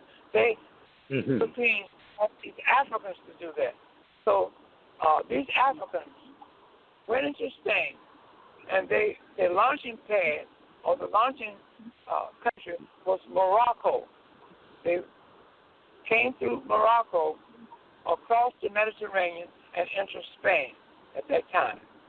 When they came into Spain, the Spanish-speaking people called them Black or Moor. The name Moor, a nickname given to an African people who are descendants, now mind you, of the ancient Egyptians. Okay? Because there was only one race of people who were literate during that time, and that's our ancestors, the ancient Egyptians. The only people literate on planet Earth at that time, because they created the world's first alphabet to make themselves literate. Okay? They built buildings and had institutions, etc., etc., etc. So therefore, when they were asked, they didn't go in there in Spain and invade Spain. Okay? They were civilized people, don't invade other people's land. To prove what I'm saying, the Spanish people still kept their language. If the Moors or these Africans went into Spain and conquered them, then the Spanish people over there in Spain will have spoke the language of the conqueror. But no, that didn't happen. Now in Spain, and they are called Negros or Black or Moors, which is one and the same. Okay? So therefore, they brought, let's say, they brought literacy in there by setting up a school system for these white European Spanish-speaking people.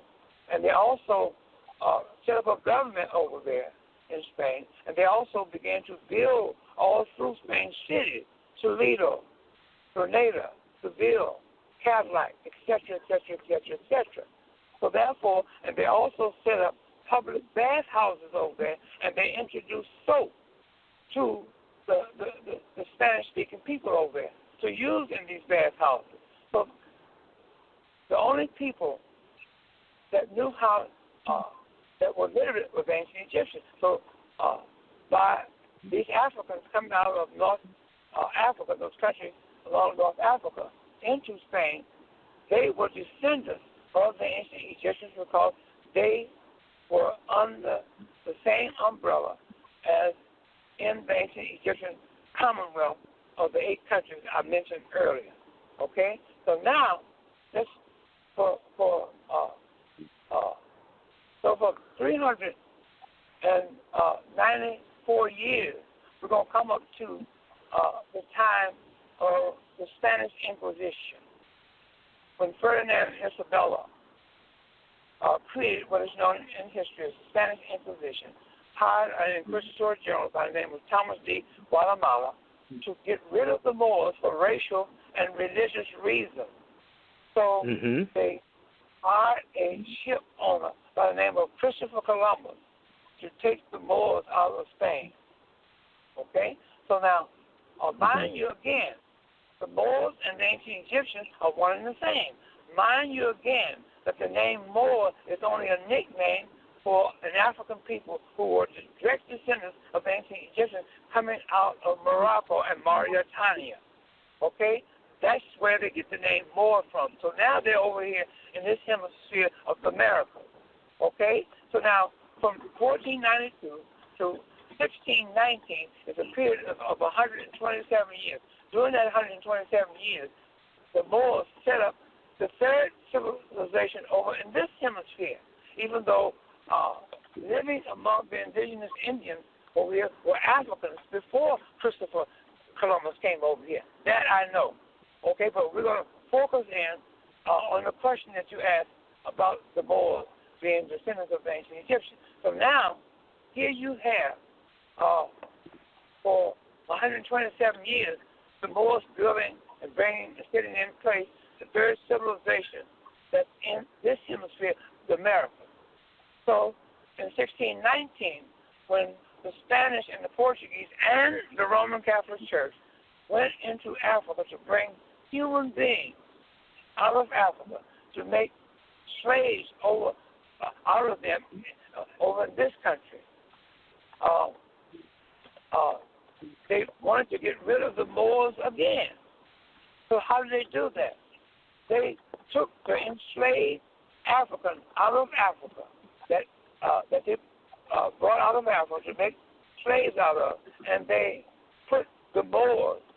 Now, remind you, every African living in this country during the time of slavery were not in slavery or enslaved. You have 380,000 Africans living over this country in this hemisphere that were free, even more than that. But I'm going to give you the number of 380,000. Now, if you go to the movie and you see 12 years of slave, 12 years of slave will prove my point. So I don't have to go into detail for the people who saw 12 years of slave. That proves that every African living in this country were not enslaved. Only the ones that lived in the slave states of America were enslaved. But anyway, what they did to get rid of the Moors is that they took the Moors, those Africans, and they put them under one umbrella with the enslaved Africans. And they put them under one umbrella, and they said, and they called all of them Negros of the day. We call ourselves black people. You understand that you're Negro people, okay? You're only using the name that Spanish gave us. But you're not realizing that when you say I'm black, you're saying that you are a Moor. When you say that you are a Moor, that you are saying that you are a descendant of the ancient Egyptians. That's how you do that, Brother Tarhaka. You got to start where you are now and go back in history. You got to use the discipline of history in order for you to really understand the things and the words that I have explained at this very moment on this program, Brother Tarhaka. Okay. Brother Brown, you want to add something to that? No, I think you did an excellent job. You do. You have to use the discipline of history. And if you follow history, but, the correct history, you will arrive at the same conclusion that Walter just laid out, because that's what he did. He took the discipline of history and followed that through with names, places, time, and events. And so you have an accurate inquiry because he can prove it all.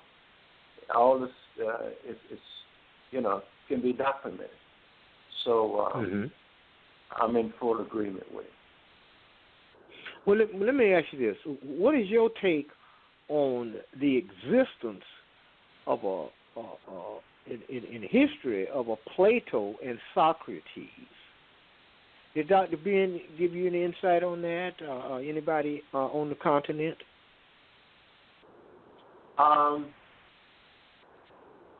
The best insight I have on that is the brother on the phone you got with you, is Walter Williams.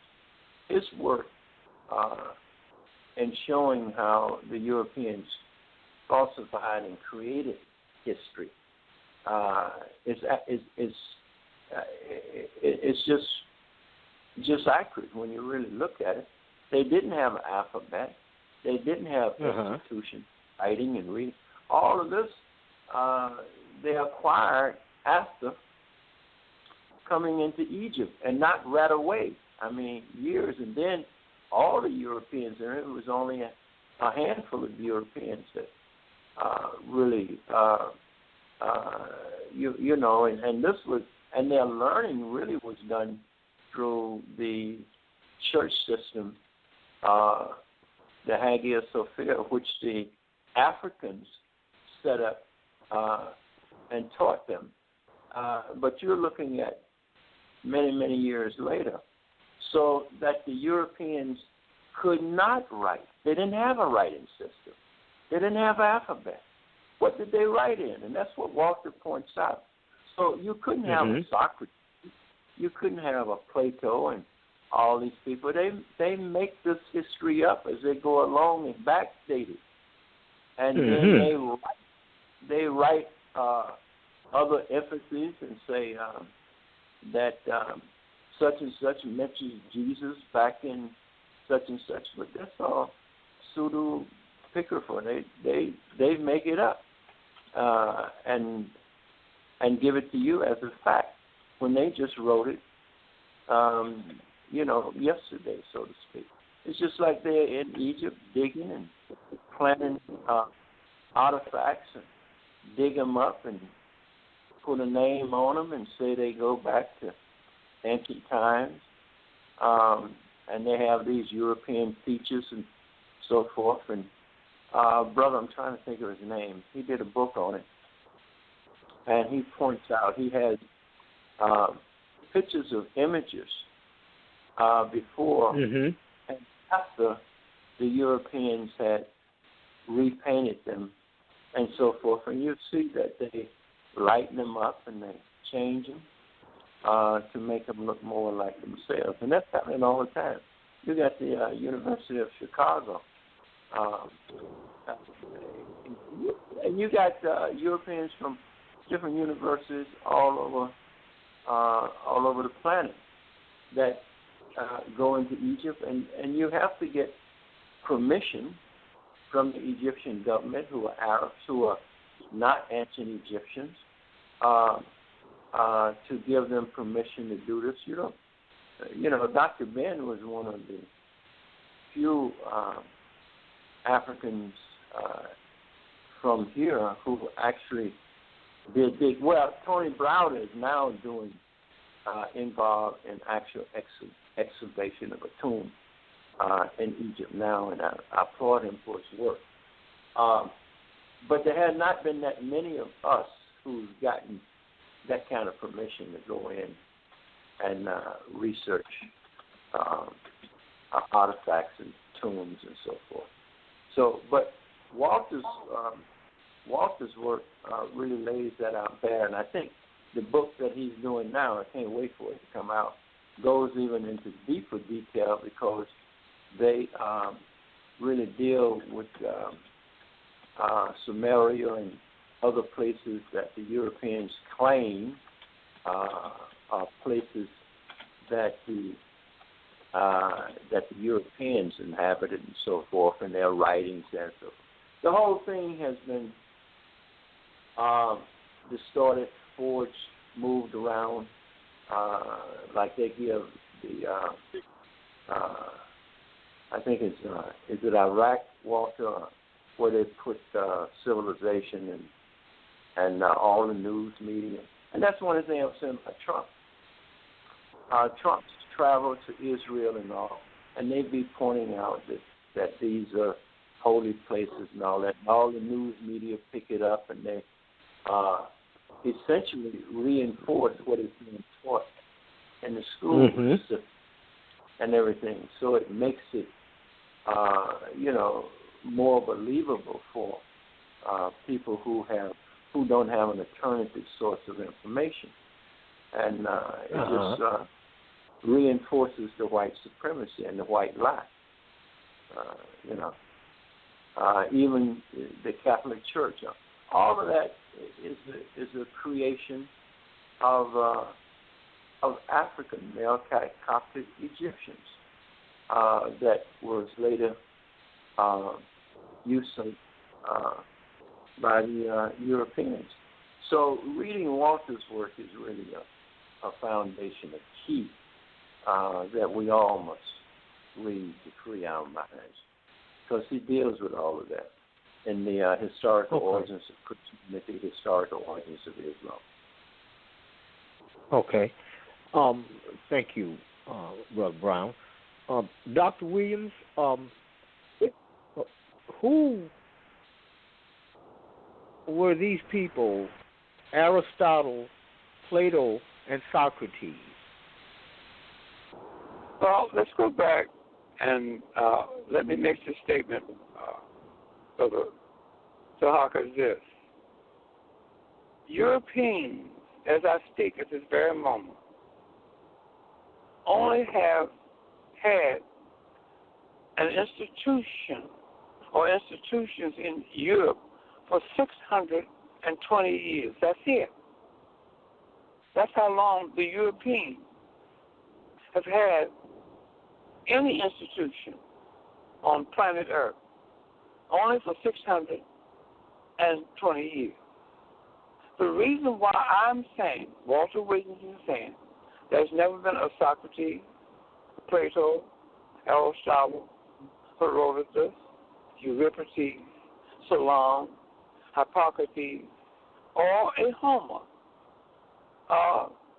that all of these names are supposed to have lived and existed prior to Alexander the Greek coming into Egypt in the 4th century, 332 BC. BC dates, you count down, those dates down.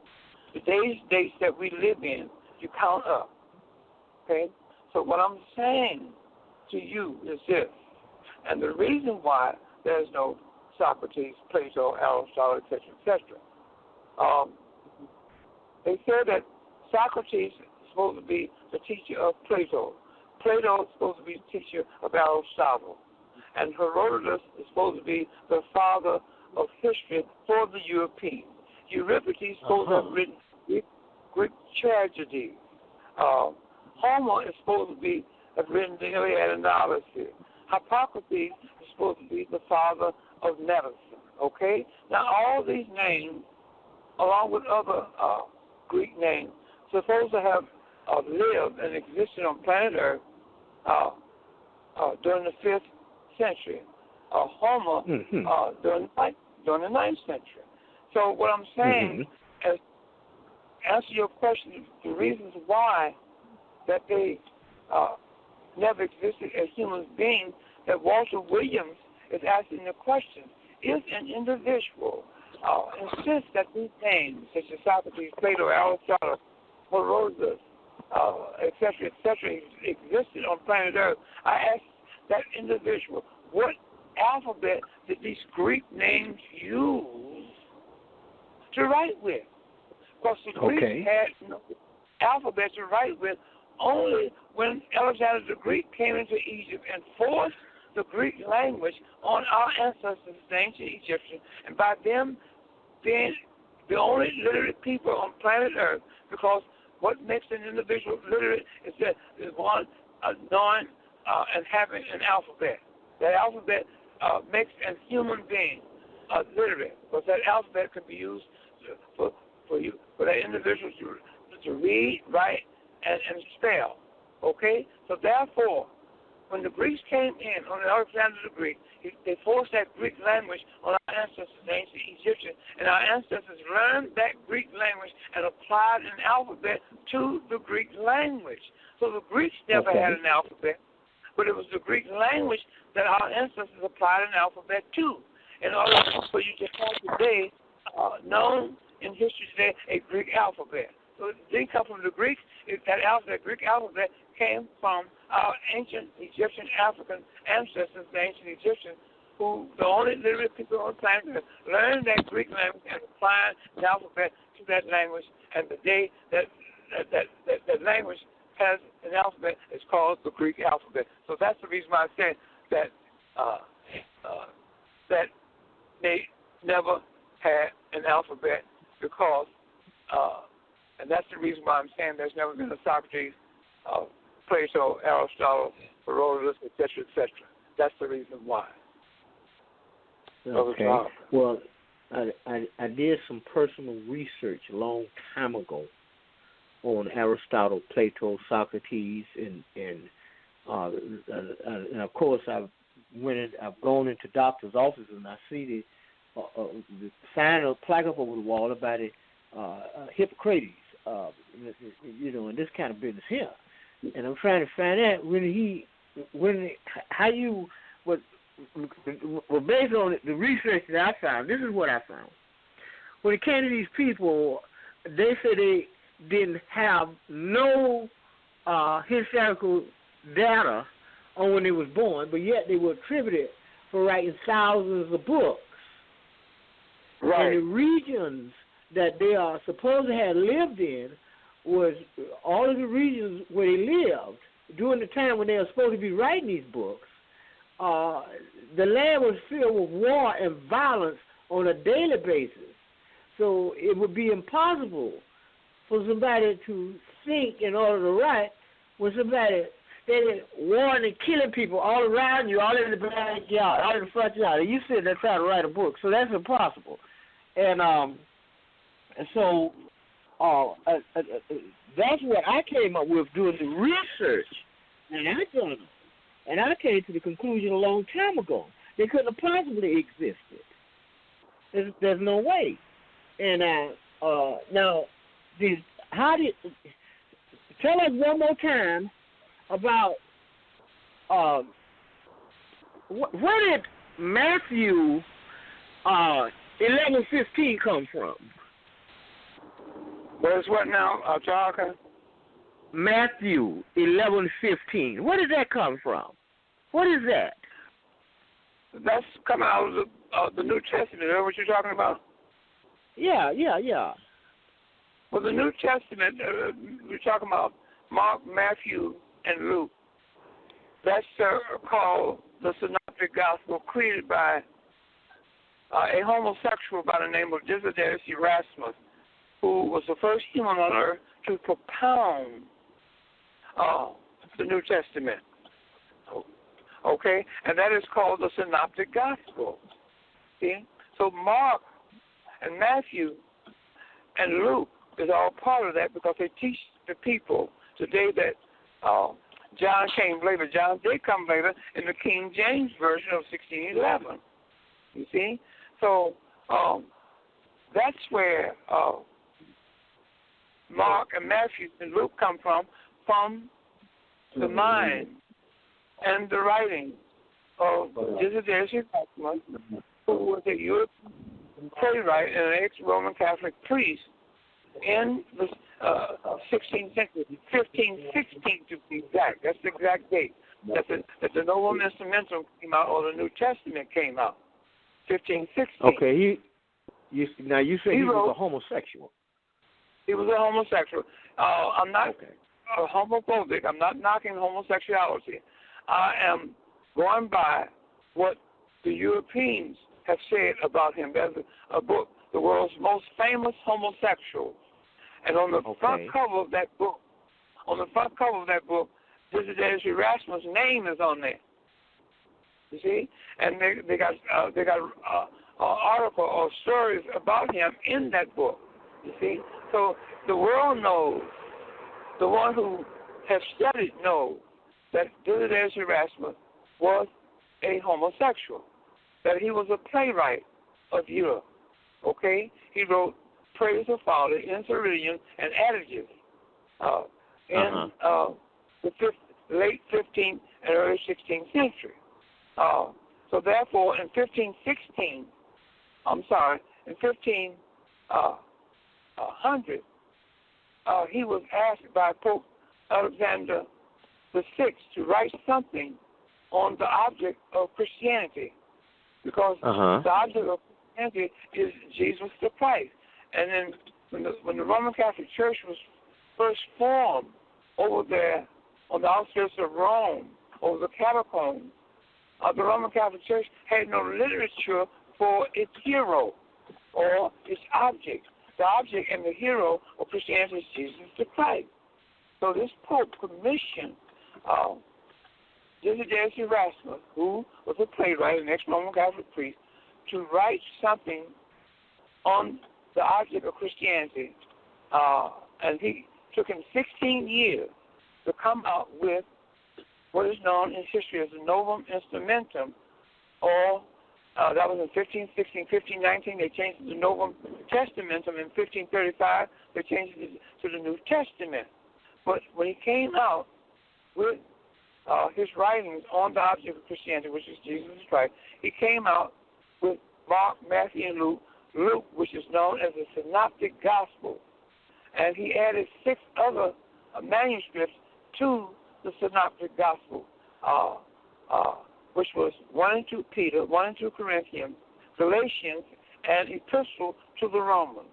So in all, he wrote 9 manuscripts that make up the New Testament. And then, as you know, there's only 27 books of the New Testament. Erasmus wrote 9 of them.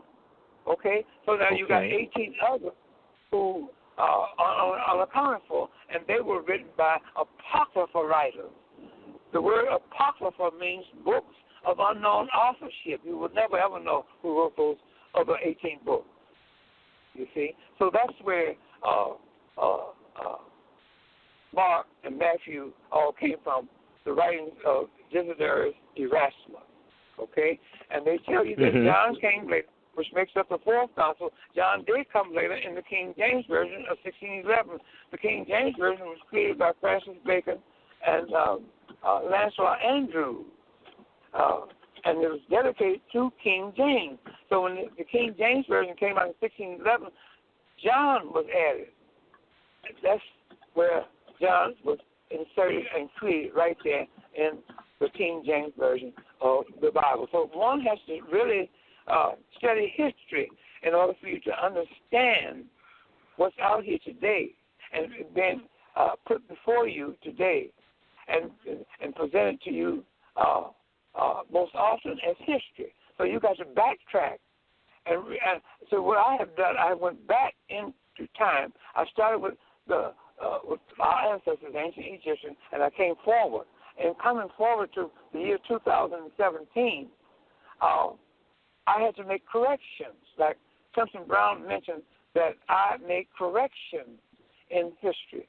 You have to have someone like myself to go into history that becomes a student of history and study history as it's being presented to the world, and then find out by you studying history.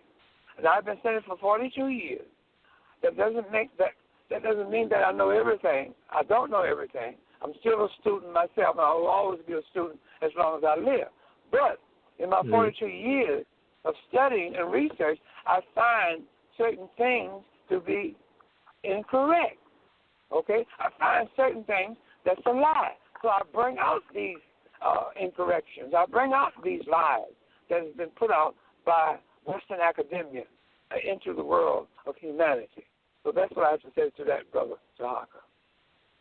Okay. Now, in your opinion, Dr. Williams, what is the writings of the Bible itself worth?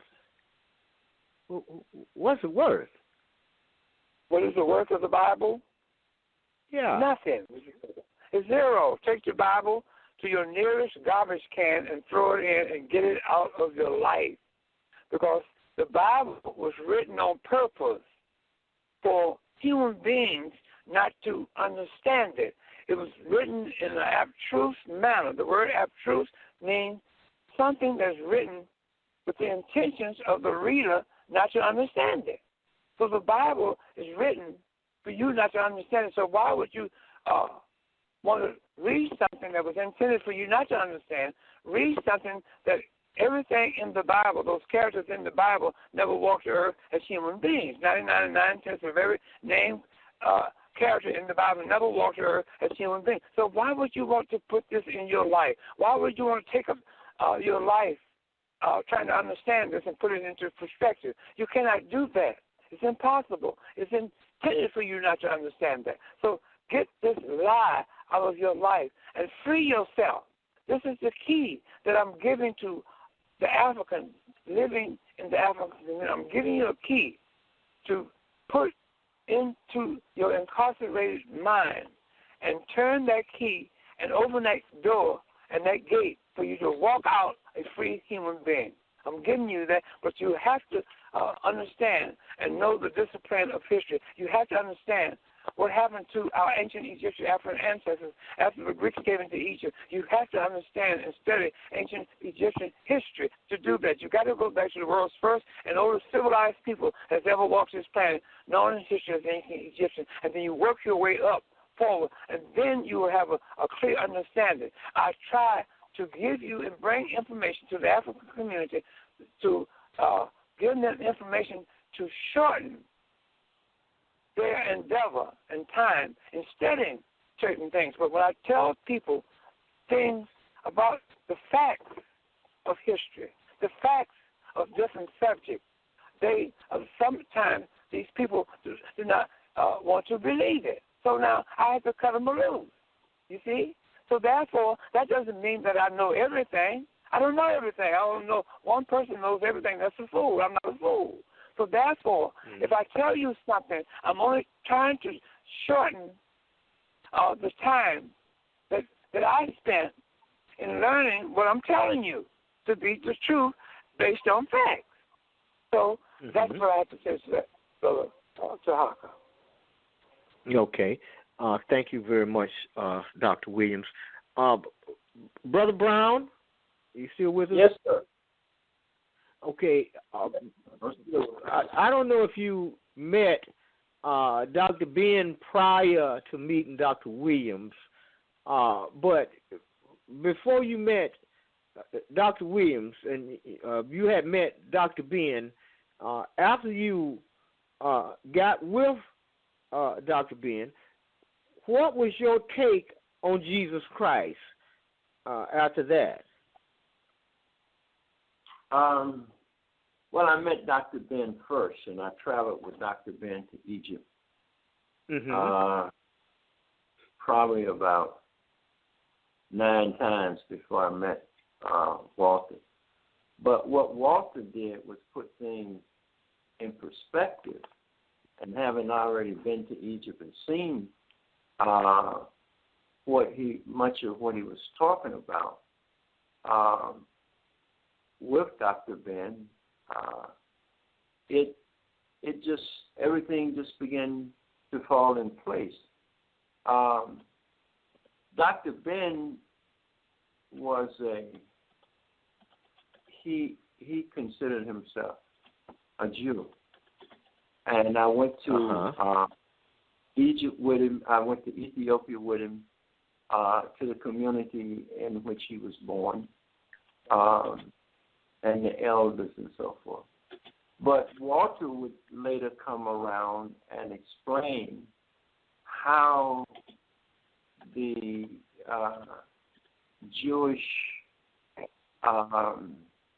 community was formulated in Ethiopia, when and who formulated it, and to really get me to understand that it was not historically that still, was no person, because, you're talking about Abraham, Isaac, and all. So if it didn't exist, but you know who went over and planted these seeds and established that community and how it came about, then you get a good understanding that you can put everything into perspective. So that's what Walter did. Before Walter's book. Well, I thank you. Go ahead. Before Walter's book, much of the facts that he brought out had not been researched on that level. But Walter can, since he's with us, he can tell us exactly how those Ethiopian Jews were initiated, how they were established, and who established them, and so forth. So that's so it's a deeper level of research. Okay. Now, Dr. Williams, could you give us some closer insight on Ptolemy Soter the First and the Ptolemies? Okay. You're talking about the successor of Alexander the Greek. The successor of Alexander the Greek was known as Ptolemy I Soter.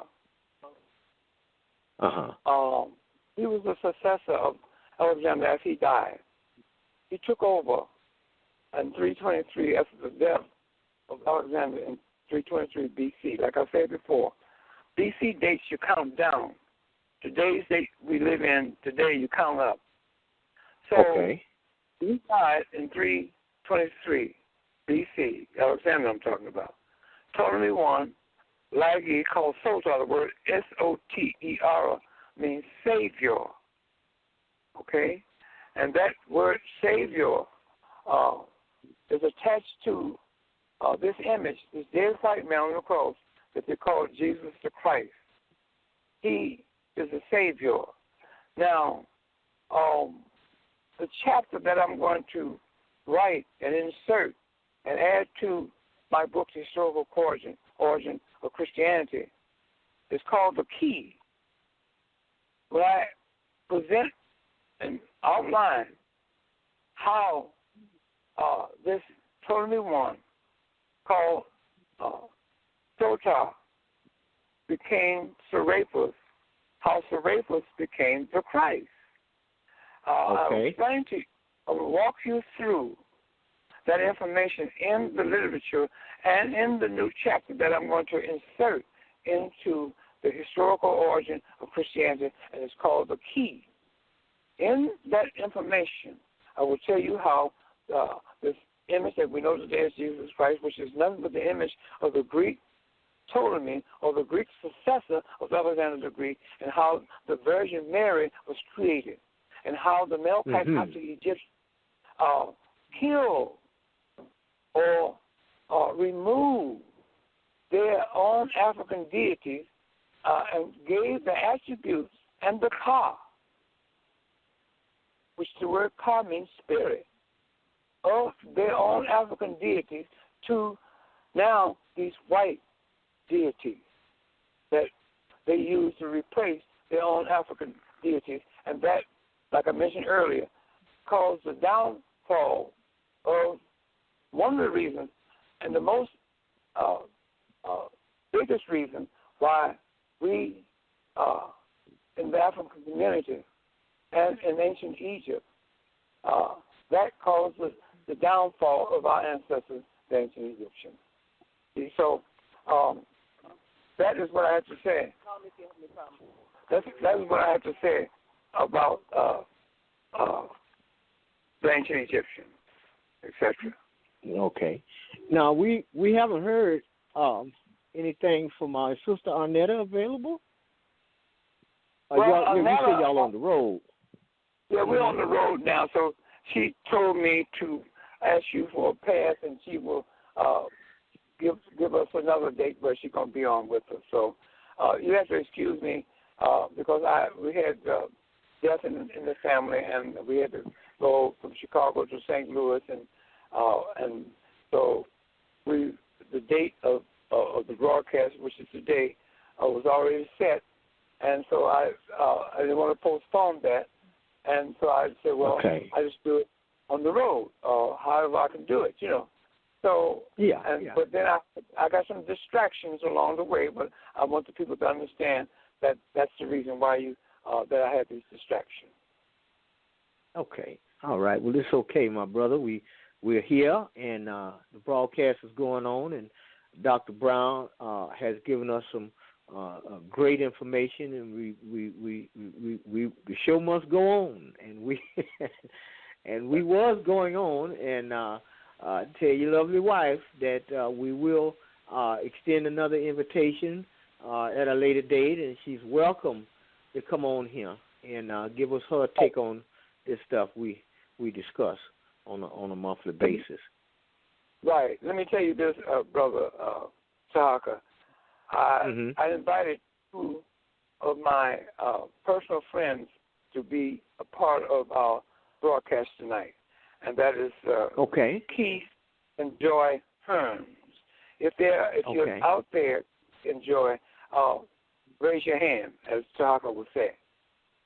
Okay. Keith. All they got to do is press 1 on the phone, and that'll give me an indication that they're there, and I can open up the line, and we can hear from them.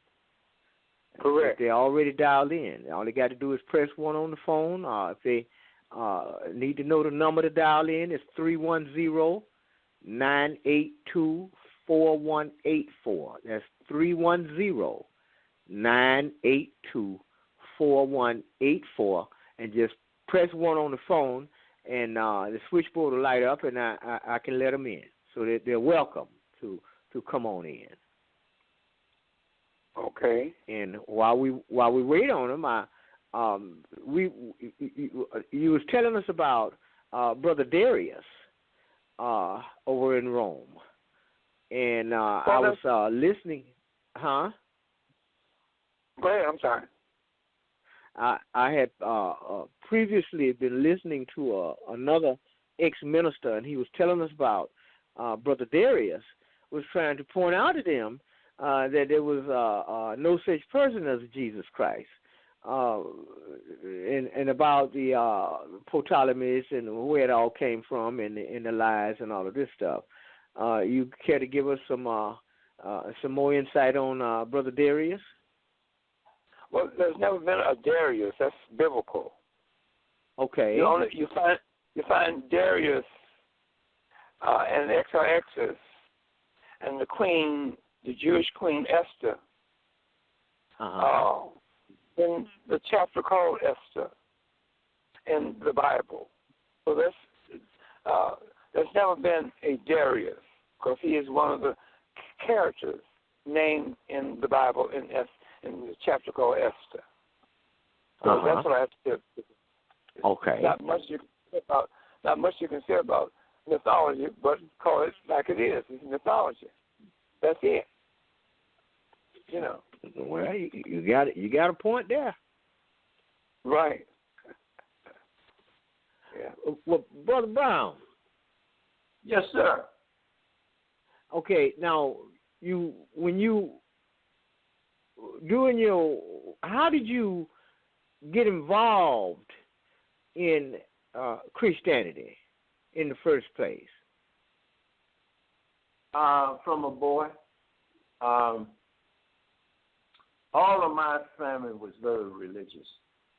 I told you we did everything for ourselves and so forth. But of the greatest wisdom as a young man growing up came from the preachers down there on that farm, in them churches and everything. What they preached from the Bible, but they really went down into their own experience and their own wisdom and brought out insights into life, but they gave the credit to the Bible. And you'll find great, even Dr. King, the wisdom that he exhibits was a profound relationship between the universe and himself, because he was a person who tried to live right. And much of what, you see in the Bible, the wisdom, all of that is drawn from our ancient Africans that's codified and that's left there in Egypt for us. So wisdom that comes out of our experience, which people go to church on Sundays and they hear great men who can articulate with spirit that moves you and so forth. But we give all of that great wisdom to Jesus, to the Bible. So when I was a young boy, I heard these great men articulate life, and having been born on that farm, having seen nature and understood and so forth, I have credited the wisdom that was coming out of the Bible. It wasn't until later, because there is great wisdom that has been articulated in those books, but that does not make the Bible, the people in the Bible, real or have had existence.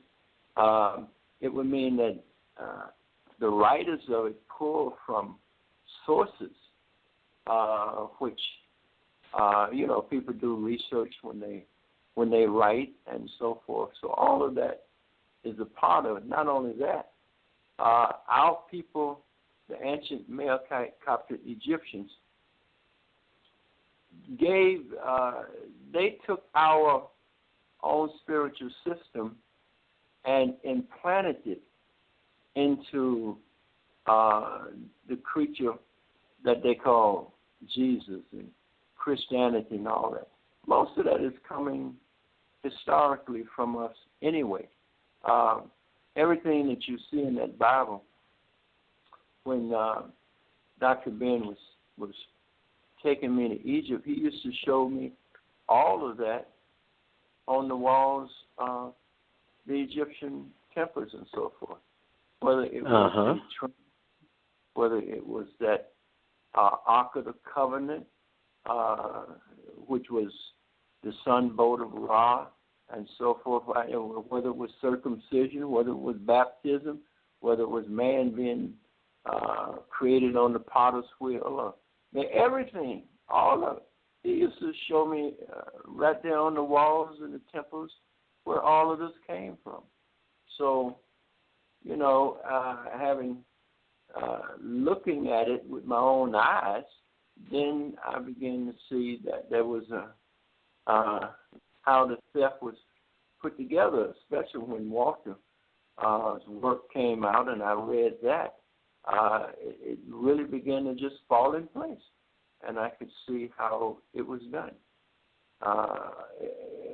With the history of it, with the timeline of it, so events and places and people and time, all of that is what preachers must do today.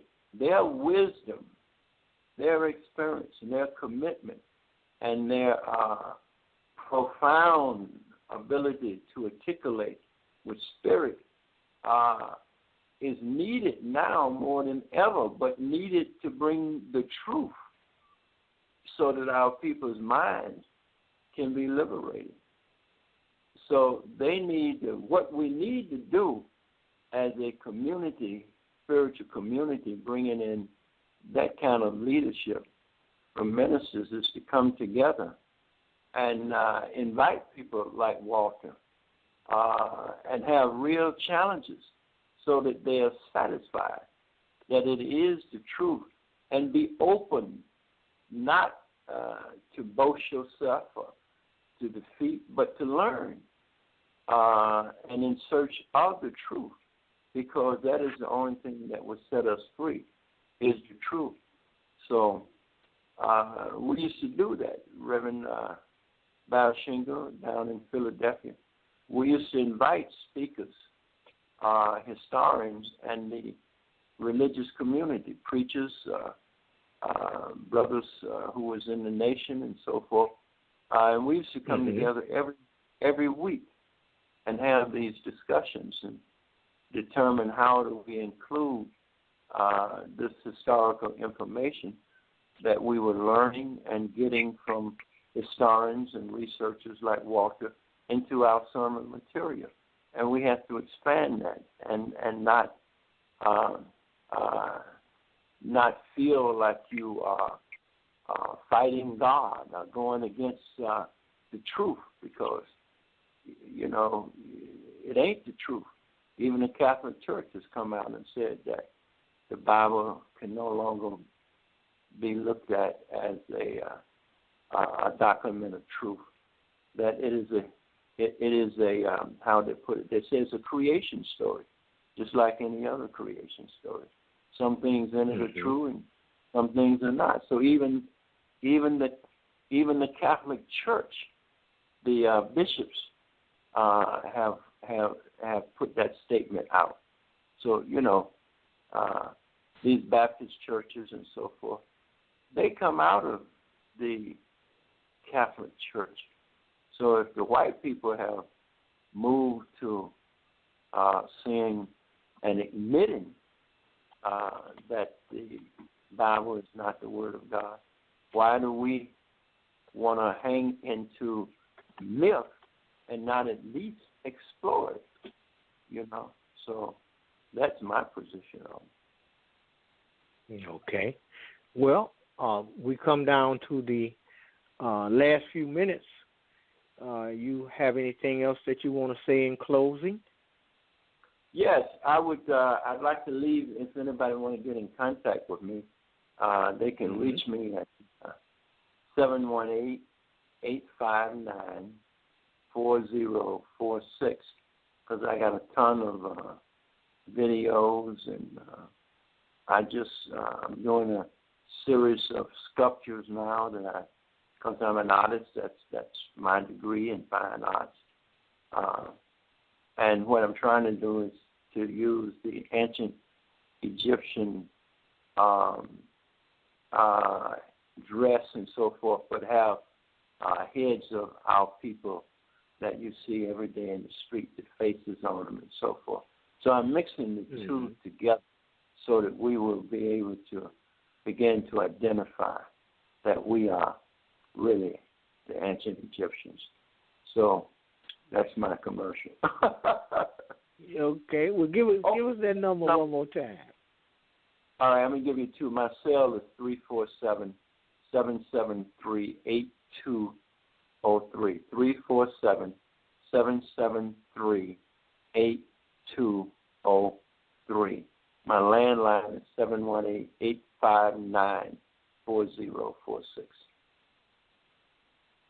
Okay. All right. Dr. Williams. Yes, sir. What do you want to give us in closing here? Well, I want to say that we had a very interesting program tonight. That happens every time I'm on your program, which is the last Sunday of every month.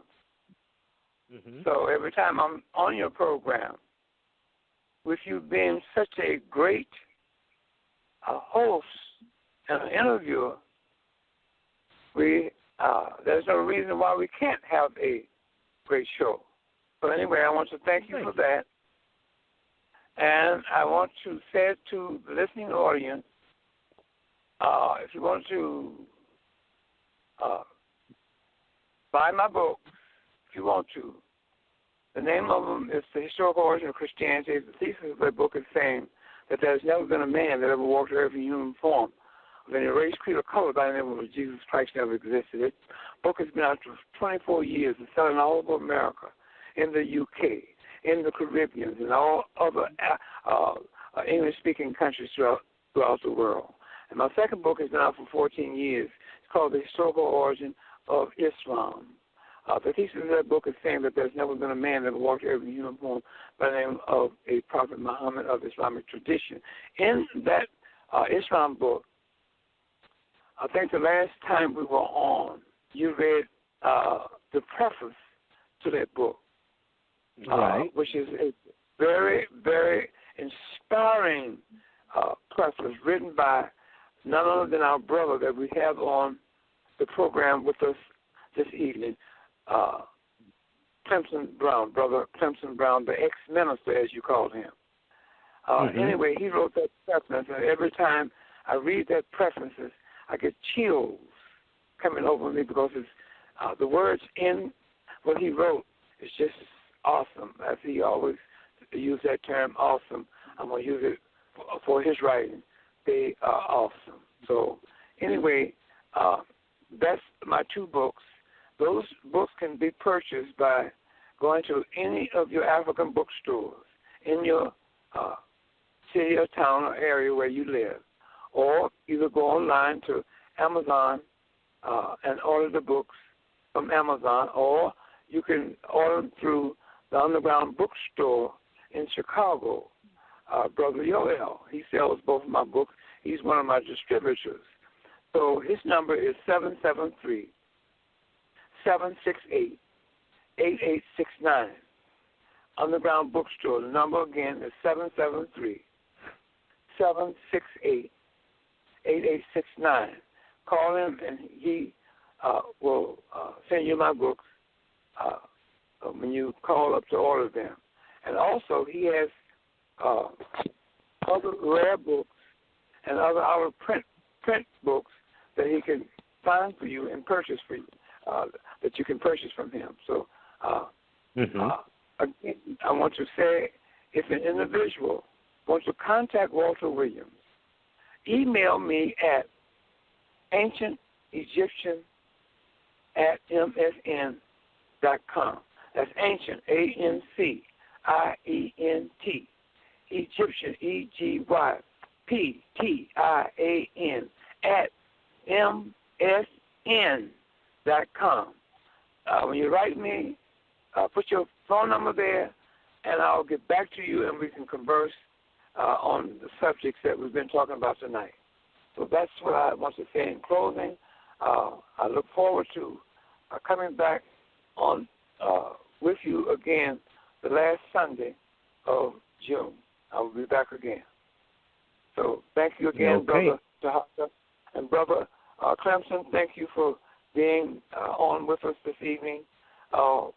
You imparted a lot of important information that I hope that the listening audience could understand what you were trying to impart on them and to them.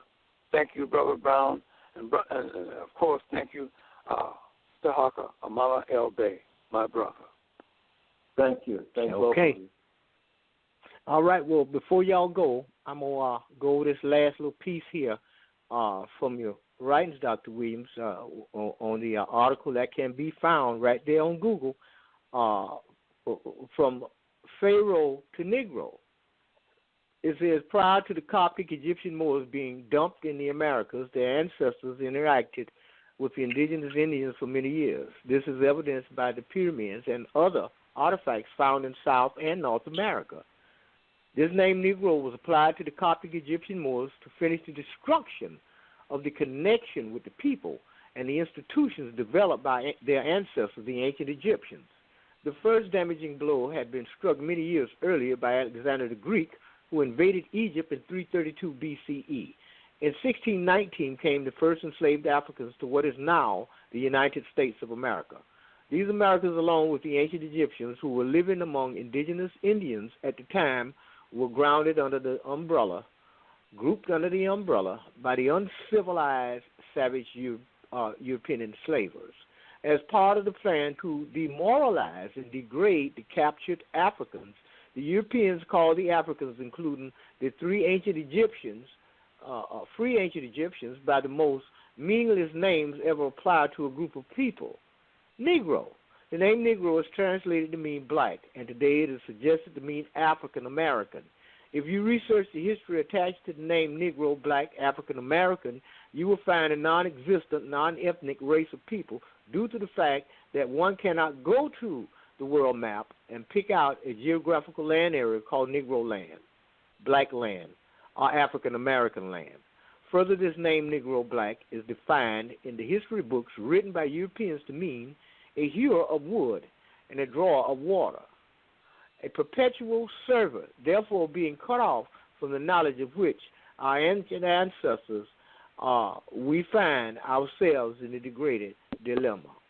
And I'm going to stop right there because we're running out of time, but I wanted to get that little part in there. And I want to say I thank you all for being here this evening, and I look forward to us coming back next month and getting on here. And Sister Hughes had informed me that she would be available in the future, too, to get back on here with us. But I thank you all and I appreciate y'all for coming in. And I'm going to go ahead on and close out. And for the listening audience, Dr. Walter Williams' two books, The Historical Origins of Christianity and The Historical Origins of Islam, can be found. And, of course, he's given you the number to his the other guy that sell these books at the Underground Bookstore. What's his number again, Brother Williams? The Underground Bookstore? Yeah, Brother, you can order my two books from him. The Underground Bookstore is located in Chicago, Illinois, and the phone number is area code 773-768-8869.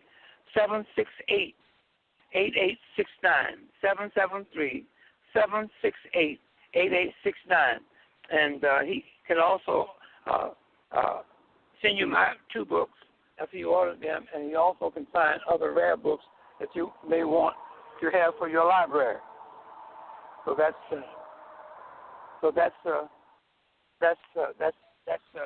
information about the Underground Bookstore. Okay.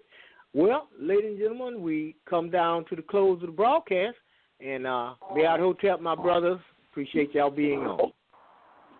May I hotep you, Brother Clemson, and Brother Tarhaka. Right. May I hotep.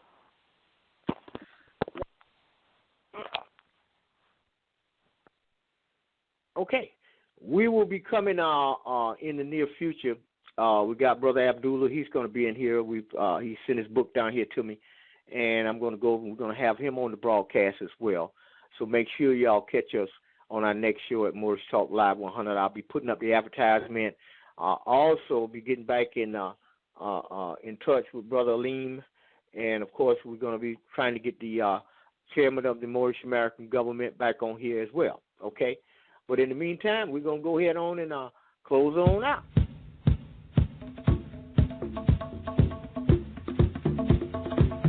You've been listening to Moorish Talk Live 100 with Tarhaka Amana El Bey.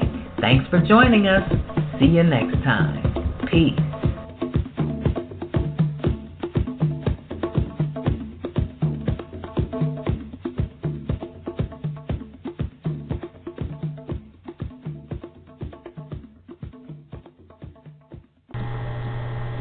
What does Tarhaka Secured Party and Creditor package entails? Private consultation by phone and email, the correct system for paying your property taxes in the private, the documents you would need to conduct business and transactions, public and private, Tarhaka Library, documents for status change in commerce, master study manuals, and trust guides, free credit repair with all three credit bureaus, a business for you in itself. Educational materials on DVD and CD sent directly to your postal box. 1099's education and how to file. How to become a private banker the right way. Asset building, protection, and investing. We also, for all of our clients, host our private conference calls. To access this kind of education and power, go to www.newdataelimination.com or call me directly, 904-303-9061. Also keep in mind, we have the top, best financial advisors there is. Peace.